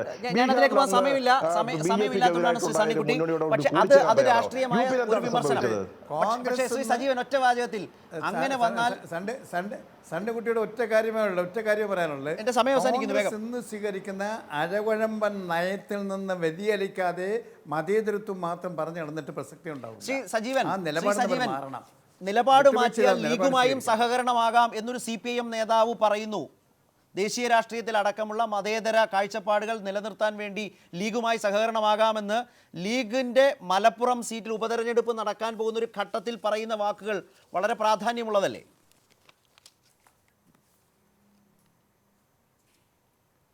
തീർച്ചയായിട്ടും വളരെ പ്രസക്തമാണ്. അത് നേരത്തെ തന്നെ CPM-ൻ്റെ ഭാഗത്തുള്ളതാണ്. അവർ കോൺഗ്രസുമായിട്ടുള്ള സഹകരണത്തെക്കുറിച്ച് മാത്രമേ പറയുന്നുള്ളൂ.